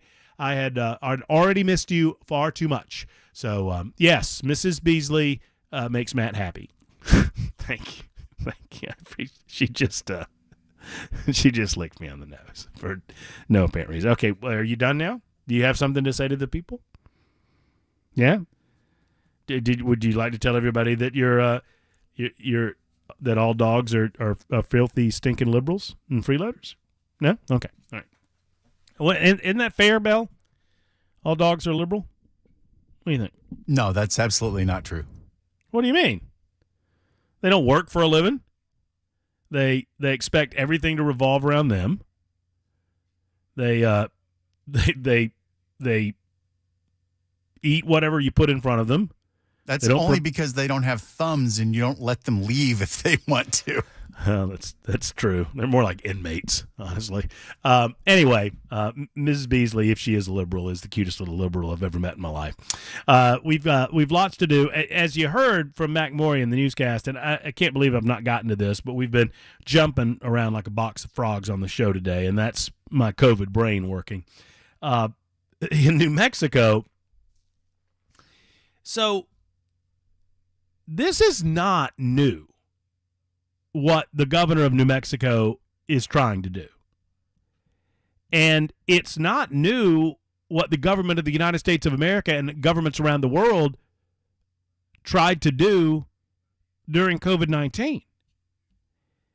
This has been a tried and true way of getting around the constitutional responsibilities of a bureaucracy or a government to its people regarding their individual rights.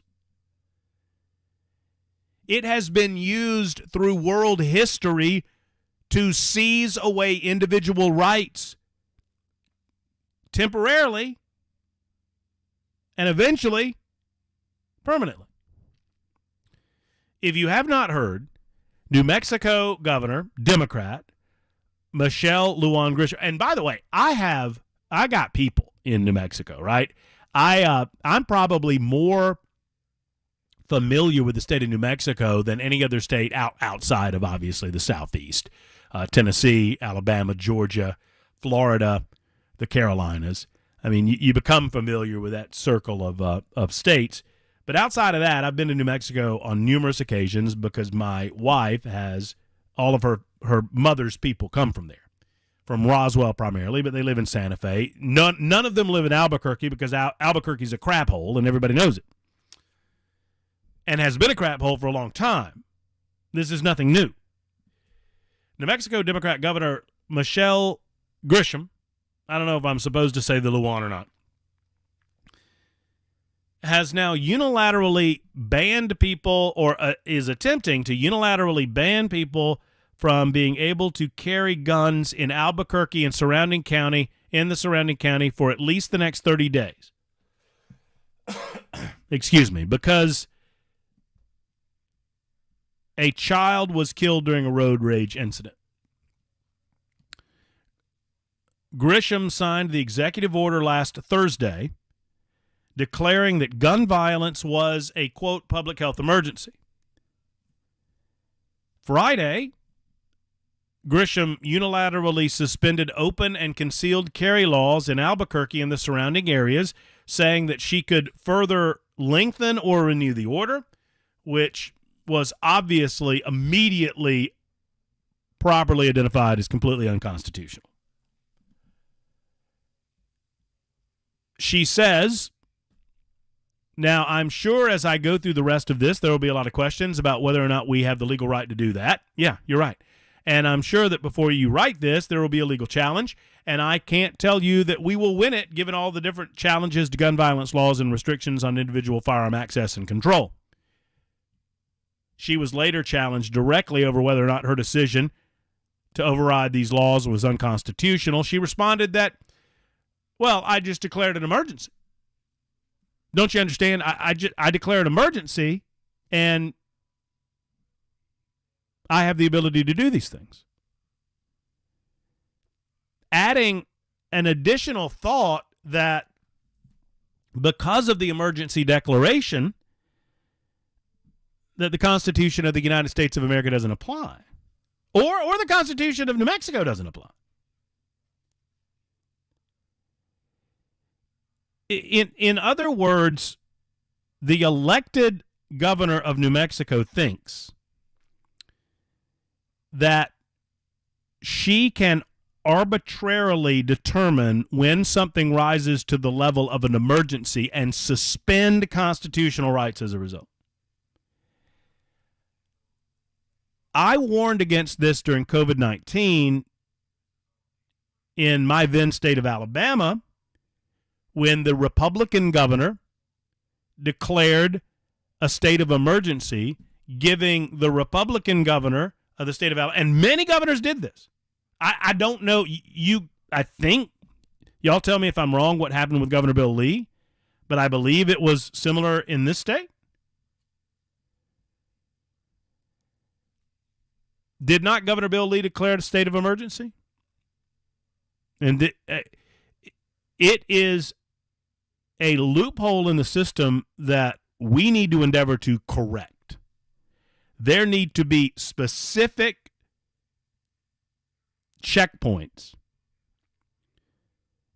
Or he did, Matt. Checkoffs. Thank you, Bell. There need to be checkoffs regarding emergency declarations and when a governor can make it.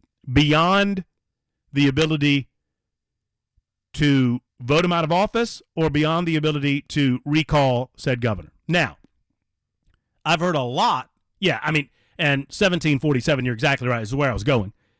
You know, you have David Hogg, who was a part of the Parkland shooting at Stoneman Douglas High School and has now become a very vocal advocate for gun control in America. When you have people like this, people like Representative Ted Lieu out of California saying that this is unconstitutional, I mean, it's pretty obvious that it's unconstitutional, right? Well, anyone with a brain understands that you can't have governors declaring that certain aspects of the United States Constitution don't apply anymore because they've determined that there's some sort of an emergency going on that requires them additional powers. If that's the case, what would prevent Bill Lee or any governor from declaring a state of emergency regarding, let's use something that we can all agree, a state of emergency regarding fentanyl. So Governor Bill Lee declares a state of emergency regarding the fentanyl crisis that exists in Tennessee. And upon declaring a state of emergency, in order to combat the number of deaths in the state of Tennessee regarding fentanyl,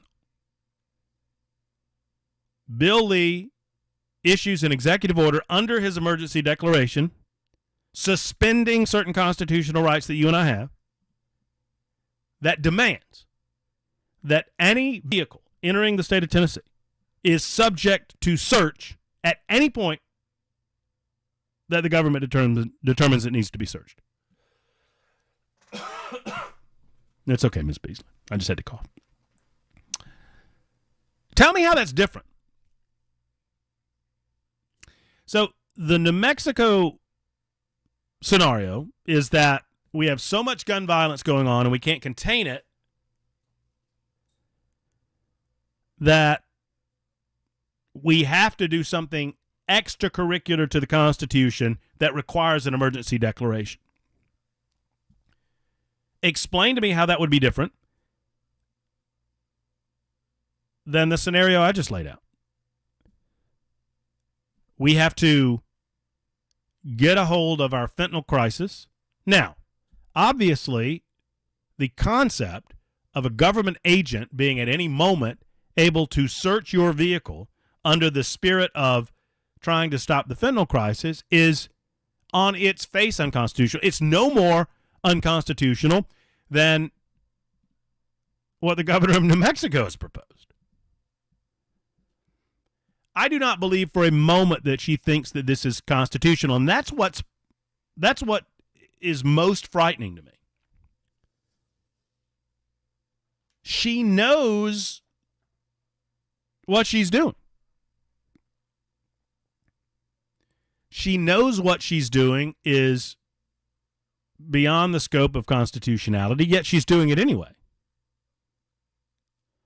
And then she went on to say this, that no constitutional right, in my view, including my oath, is intended to be absolute. There are restrictions on free speech.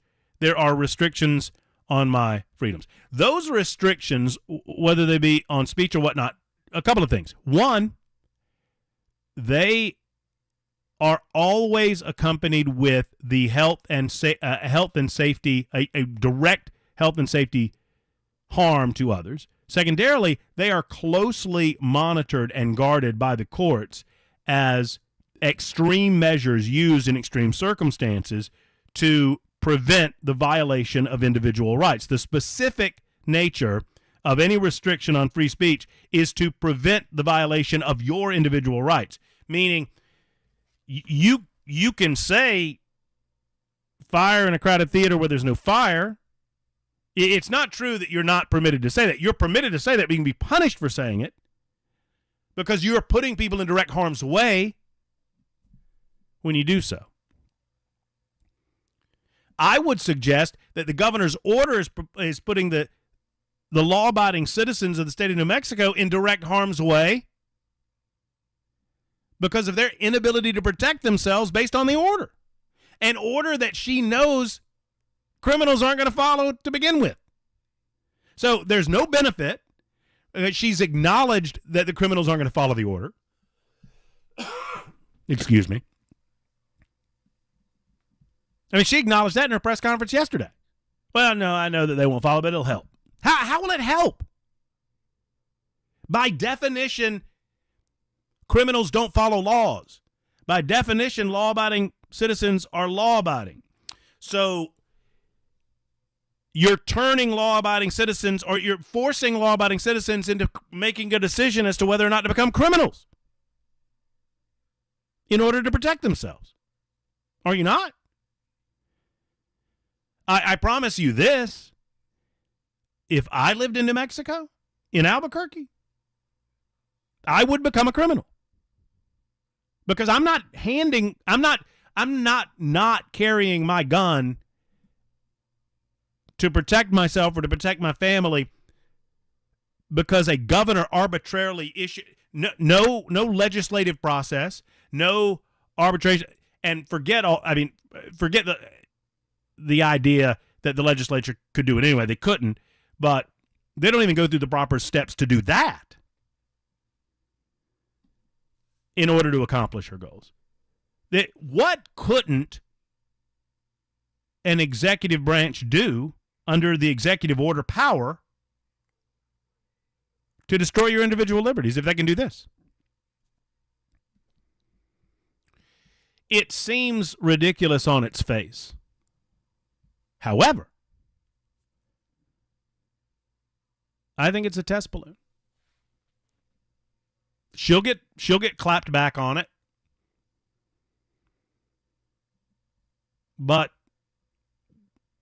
I think it's designed to see how people are going to react. I don't know that it is I don't know that it's coming from a central point. In other words, I don't think that it was determined that the governor of New Mexico do this. I understand that that's a conspiracy theory running around. Hey, see what happens if a governor out in a low population state does this so that we can see what the reaction will be from the American people.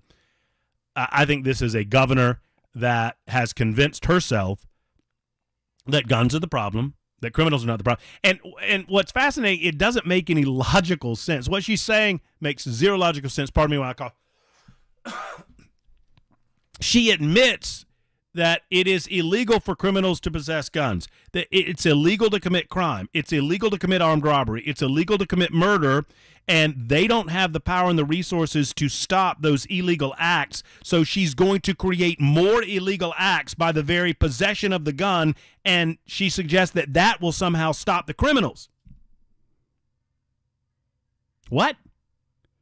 You don't have the resources to stop the criminals now. Yet you're going to create more criminals and somehow it will stop then?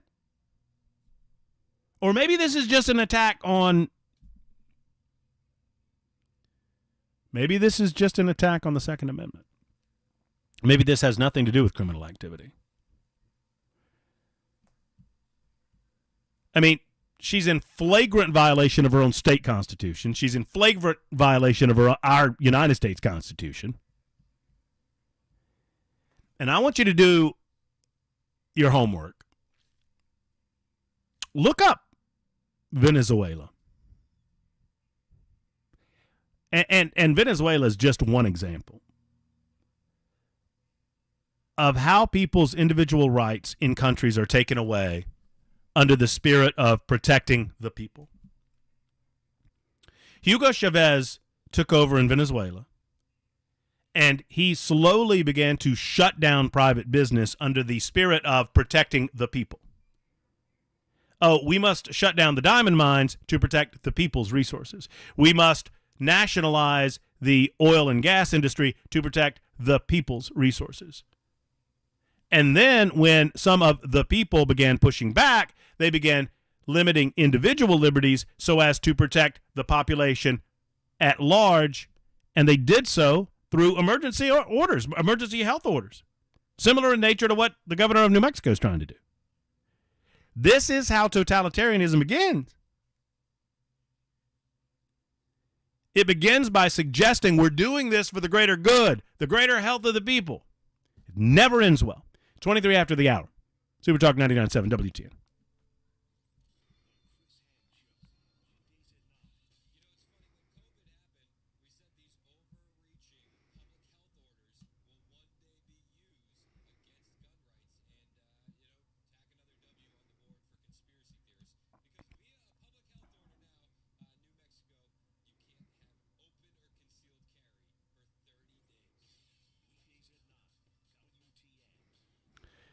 Nashville Painting Company, they're just the best, and they want to talk with you. If you're thinking of sprucing up your house for the fall season, if you've got maybe some family plans coming up later on in the fall, maybe it's a Thanksgiving or a Christmas thing, or perhaps it's just a football thing, whatever it might be, spruce up that house, get it right, get it painted through Nashville Painting Company. They do exterior work, they do cabinets, brick painting, brick lime washing, deck and fence staining, the whole 9 yards. They are experts in residential repainting, and they also do commercial work as well. They have 3, 5, and 7, as well as 10-year warranties available. Ask them about their brick lime washing warranty. They're the best in the business. Each job has its own supervisor. I love this. It means that you don't have to wait to ask questions. You've got a supervisor right on site that you can ask questions with. Jeremy Reeves, I know this man. I know the way he does business, and he does it the right way. You can put your trust in him. I certainly do. NashvillePaintingCompany.com, NashvillePaintingCompany.com, or 615-635-0350, 615-635-0350 for Nashville Painting Company.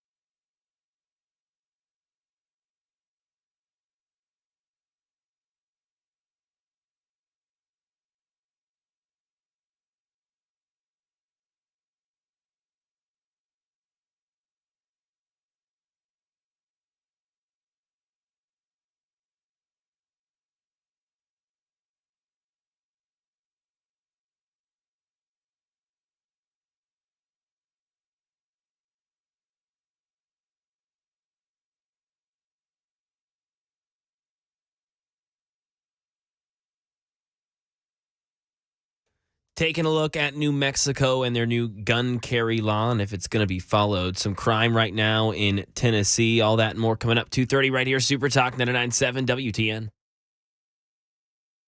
You're grumpy. I can tell. And I think I know why. Why is that? You miss me. That's it. That's it. You thought I was going a different direction, didn't you? I did. Yeah, that's definitely not it. I mean, are you able to talk about it yet? That's fine. We can talk. That's frustrating. That's very frustrating. That's a frustrating one. I mean, I trust me. The Titans yesterday were pretty frustrating too. Oh my goodness gracious! I mean, it's like Ryan Tannehill. By the way, for those that don't understand what we're talking about, it's the Matt Murphy Show, Super Talk 99.7 WTN. I'm not in studio because I got the COVID. I just established that my day one was Friday, and I can come back on day 5. So that's like Wednesday. I can be back. But I started to text you, Mac, and I couldn't bring myself to do it. Appreciate it. Because I know how fandom goes. I mean, it's the reason we like football is because we get emotionally invested in it. Yep. And that means that you're very excited when your team wins, and that means you're very not when your team loses. And for those who don't or know, in Mac's case, suicidal. The Chiefs. Who'd you lose to? Detroit Lions. The Detroit Lions. I mean, but this is not Mom and Daddy's Detroit. This is different. They're better. They are much better. They still. I mean, what would you say, Mac, as a Chiefs fan? No excuse. Little excuse. First game. I mean, the first game. First game's always weird. First game's weird. You were missing 2 of your 3 best players in Travis Kelce and Chris Jones, but it doesn't matter. You couldn't catch the ball. You shot yourself in the foot multiple times. Well, I mean, hey, would Patrick Mahomes want to come and play for a team that needs a quarterback? Oh my! Yesterday was rough. I don't know that Ryan Tannehill. Look, I'm a new Titans guy, and I'm not a sports expert. I don't pretend to be. I'm just a fan of the team, and I'm watching the game, and I'm thinking, if you set out to prove that you're not the right guy for the job, you could not have done more to do so. I mean, am I right? Hey, Matt, worst game he's ever played. Matt, you know the difference between losing by 1 point and losing by 20? Nothing. Nothing. It's lovely. Nothing. And then, and look, I'm all in on the Titans. Don't get me wrong. This is a joke. I hate that I have to announce it's a joke. But, I'm sitting there watching the Titans lose. I'm looking over my shoulder. Falcons are winning. And I'm thinking, maybe it's me. I mean, I used to be a Falcons fan. They lose every game. And now they're winning by 2 touchdowns. With a garbage quarterback that I would love to. Anyway. Well, I was thinking about you, Mac Morey. No, I appreciate it. I mean, Titans fans know the feeling. I mean, both just some rough losses this week. It's okay. It's early. It's early. I mean, if Tannehill's already thrown a season's worth of interceptions, but it's early. I know. The stat, he only threw 6 interceptions all of last year. He was hurt for most of the season. I mean, if he had a shot at it, apparently he would have thrown more. Apparently, this year he wanted to make up for the games he missed throwing interceptions last season. Anyway, that's sports on the News Talk station. I don't want to do all that. It's 2:31. When we return, I want to introduce you to 2 individuals that I think you need either to remember or to be introduced to. And we'll do so prior to talking with Brian Wilson in The Drive. And that's coming up momentarily. News now on Super Talk 99.7 WTN.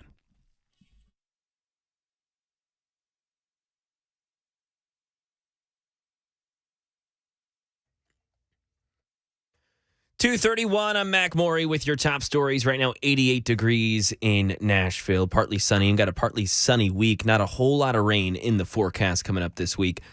Full weather forecast in 2 minutes. New Mexico's governor has declared all open and concealed carry guns illegal in the most populated areas to cut down on gun crime. But law enforcement in New Mexico is saying it won't enforce her order. Alex Stone reports. New Mexico Governor Michelle Lujan Grisham's public health order. No person other than a law enforcement officer or licensed security officer shall possess a firearm. Drawing pushback even from Democrats like Congressman Ted Lieu, tweeting the governor's order violates the Constitution. And now around Albuquerque, Bernalillo County Sheriff John Allen announcing his deputies will not enforce this segment of the order. Albuquerque's police chief also saying his officers will not enforce the order. And crime right now in Tennessee. News 2 reports that 61-year-old Teresa Ann Smith is facing financial exploitation and theft charges. The TBI says that they believe Smith deceived an elderly man to withdraw money from his bank account and then used his debit card. She's now being held in the Rutherford County Jail on a $35,000 bond. And President Biden heading back from Asia, where he attended the G20 summit in India and met with the leaders of China, Turkey, and Saudi Arabia. The president also holding meetings in Vietnam, where he says the U.S. is trying to strengthen its relationship there to promote global stability. Selena Wang, who's in Hanoi, also says this may be a tactic for the U.S. to gain an advantage over China. Biden has been growing closer to autocratic nations in what is seen as a bid to try and counter China's influence, and he's been criticized by human rights advocates for taking this step. When I asked a senior White House official if Biden is compromising on his ideals by doing this, this official told me that absolutely not. Biden is not. However, there are autocratic leaders and countries in the world that have issues that are aligned with the U.S.'s. And that is the latest news. Weather's next. I'm Mac Maury, WTN News.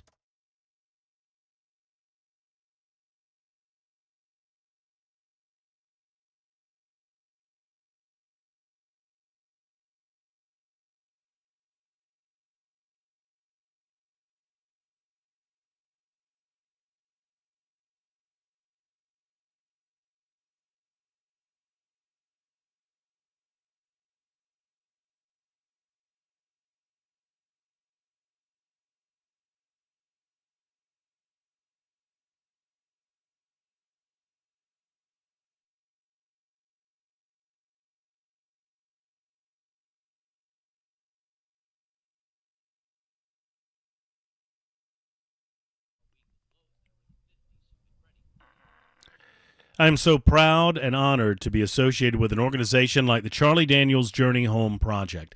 And I encourage you, if you've not already, to go to the CharlieDanielsJourneyHomeProject.org to find out more, not just about the project itself, but also about their incredible mission to help veterans and heroes reintegrate from service to civilian life, plus their incredible event that's coming up this week, the Charlie Daniels Patriot Awards Dinner. You have an opportunity, if you go to 997WTN.com, to win tickets to the Charlie Daniels Patriot Awards Dinner, which, if not sold out, it is quickly selling out. And I would be shocked, frankly, if on this day it is not already sold out. So really not a lot of opportunity except to go to 997WTN.com, hosted by Storm Warren and Chris Young. It is a way to honor those who have done so much to protect the freedoms and liberties that we enjoy in the United States of America. The Charlie Daniels Journey Home Project does the hard work for us, vetting organizations, making sure that they maximize the dollars they receive from you to make sure those dollars go to the veterans that need them. In other words, minimize the overhead, minimize the amount of money that's carved off for all of the other stuff, and get them to the veterans in need, whatever their needs might be, both seen and unseen. And so we encourage you to go to the CharlieDanielsJourneyHomeProject.org. Will you do that? The CharlieDanielsJourneyHomeProject.org, and give as you can today.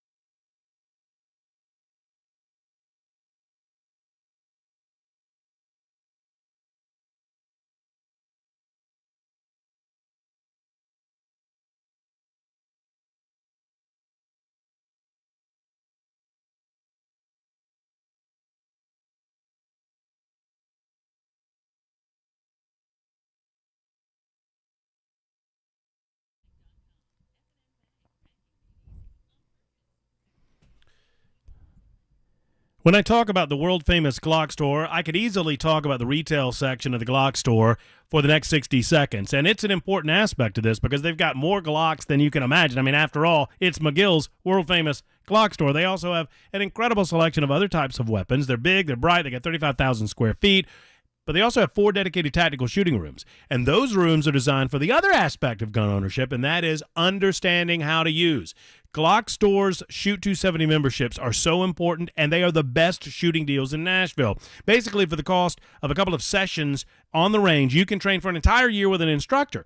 Now, these are individual shooting rooms, not lanes, rooms. You and your trainer, you can have up to 4 individuals per trainer, highly experienced and certified firearm instructors that have helped me get better, and I'm about to get back to the range as well. I haven't been in about a month or so. A huge selection of rental guns, including full auto and suppress. Perfect for couples, families, date nights with a difference.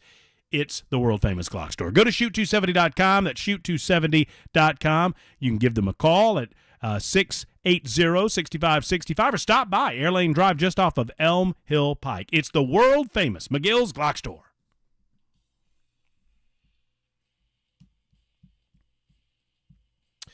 Super Talk 99.7 WTN. Man, oh man, we have barely scratched the surface on my first day back, and I'm thankful to be back, even at 70 or so percent. I would have said 80% at the beginning of the show, maybe 75, but it's slipped a notch or two, that energy and whatnot. So we'll get it back, and thank you for being a part of the show today. I'll be at home base for the next couple of days at least before we get back in studio, but hopefully you've not noticed a difference on Super Talk 99.7 WTN on the airwaves or on Super Talk TV, YouTube, Facebook, Twitter, Twitch. I've noticed a difference. I've been able to watch myself today, which has been a little bit odd, but normally I'm not able to do that while in studio. So I wanted to make sure to get this done. I mean, I have a 1,000 other topics that I would like to get to. I have so many stories to tell you about my trip, stories of America and the Southeast. We could go any number of different ways. I mean, I have an hour on Joe Biden and his obvious mental inability to continue to operate as commander-in-chief. I don't know. Well, and I would say that it has become high time that someone in a position of authority, I mean an elected official or collections of elected officials, call this out. If liberals were willing to invoke the 25th Amendment at a moment's notice when Donald Trump did things that they didn't like, and we have obvious mental impairment, and our political leaders on the right aren't willing to go there, why are you not willing to go there? Why wouldn't you be willing to go there? I mean, this puts the United States of America in a real and present danger. And if you don't believe me about the mental impairment of the President of the United States, I encourage you to go watch the 28 or so minutes of his press conference in Vietnam. The one where Karine Jean-Pierre, who I'm beginning to feel bad for, because Karine Jean-Pierre is now, I mean, she's having to handle a dementia patient. And, you don't want to upset them, but you've got to get them, You almost feel bad for her if she wasn't such an evil person. But instead of that, in the spirit of never forgetting, it is 9/11, 2023. It's been 22 years since a day that truly changed the world in immeasurable ways. Gosh, I was still a relatively young man of 28 in Montgomery, Alabama. I was working at a radio station, WACV, in Montgomery, Alabama, the day that the world changed forever. And I want to say 2 names to you, and I want to tell you their stories. We could spend all day today, all day tomorrow, and the next 100 days telling you about stories of bravery and heroism.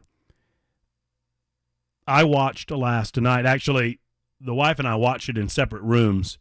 I was, quarantined to an extra bedroom upstairs, and I brought in a television, a little small TV in that bedroom just to keep myself busy. And it so happened the wife was watching the same program downstairs, and we kind of compared notes afterwards. But it was the 60 Minutes. I rarely watch 60 Minutes, if ever, but it happened to be on after a football game, and I noticed that they were doing a piece on the firefighters of 9/11. And it inspired me to tell you the stories of Wells Crowther and Rick Riscoria.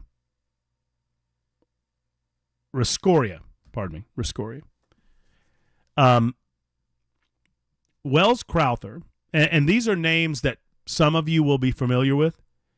Once I begin the stories, some of you will remember it, but I think it bears remembering, especially today, considering that our job was to never forget.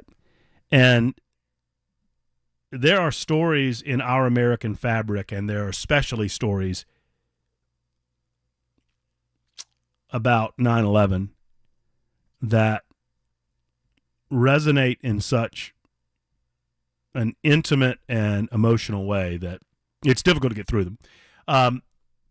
Wells Crowther was a 24-year-old man working as an equities trader in the World Trade Center in New York City. His parents raised him and his two sisters in a New York City suburb. Crowther joined his father at the age of 16 as a volunteer firefighter. He became a junior member of the Empire Hook and Ladder Company, later attended Boston College. He graduated with honors with a degree in economics and moved to New York City, taking a job as an equities trader. On September 11th, he was in the South Tower when United Airlines Flight 175 struck at 9:03 in the morning.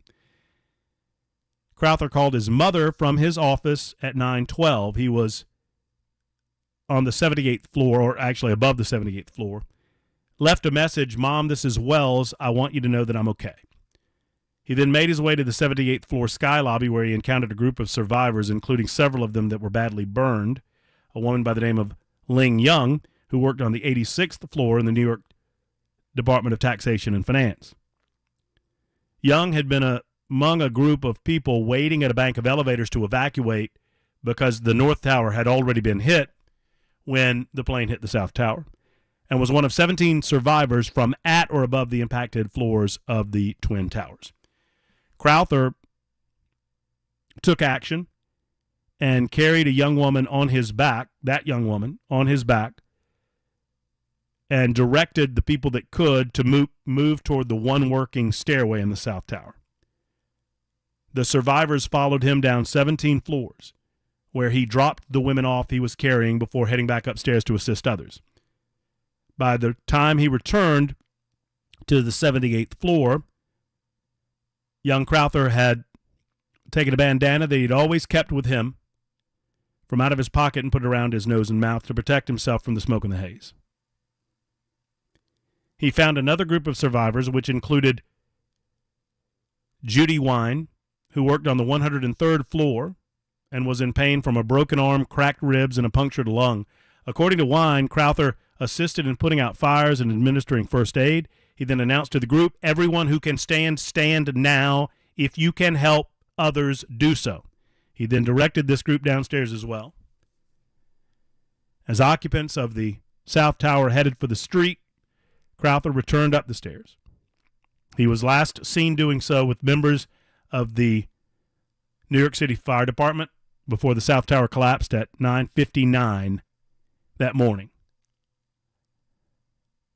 Crowther's body was found in March of 2002, alongside several firefighters and emergency workers bunched in what was suspected to be a command post in the South Tower lobby. The New York Medical Examiner's Office said his body was intact. Authorities speculated that he was aiding in the rescue effort as a civilian usher when the building collapsed. Crowther's family was unaware of any of the details until a New York Times article indicated Several people who were saved that day indicated the man who saved them was wearing a red bandana. Crowther's mother immediately knew that it was her son. It was discovered after his death that Wells Crowther had partially filled out an application at his apartment to become a firefighter. And I think he did that day, and he most certainly did later on as he was posthumously awarded the honor of being a New York City firefighter based on his actions that day. Rick Riscoria was a security manager in the South Tower. And I won't go into all of the details. I don't have the time. I want to talk with Brian Wilson here in just a moment. But he was corporate security for Dean Witter at their offices at World Trade Center. And the South Tower was told not to evacuate. And despite the fact that the South Tower was told not to evacuate, Riscoria recognizing the danger and recognizing the danger for a long time, and you can read more about his story at your leisure, he demanded that all of his employees evacuate and potentially saved as many as 2,700 lives on the day that the world changed forever, September 11th, 2001. Back in a moment with a wrap-up, and we'll talk with Brian Wilson and The Drive right after this on Super Talk 99.7 WTN.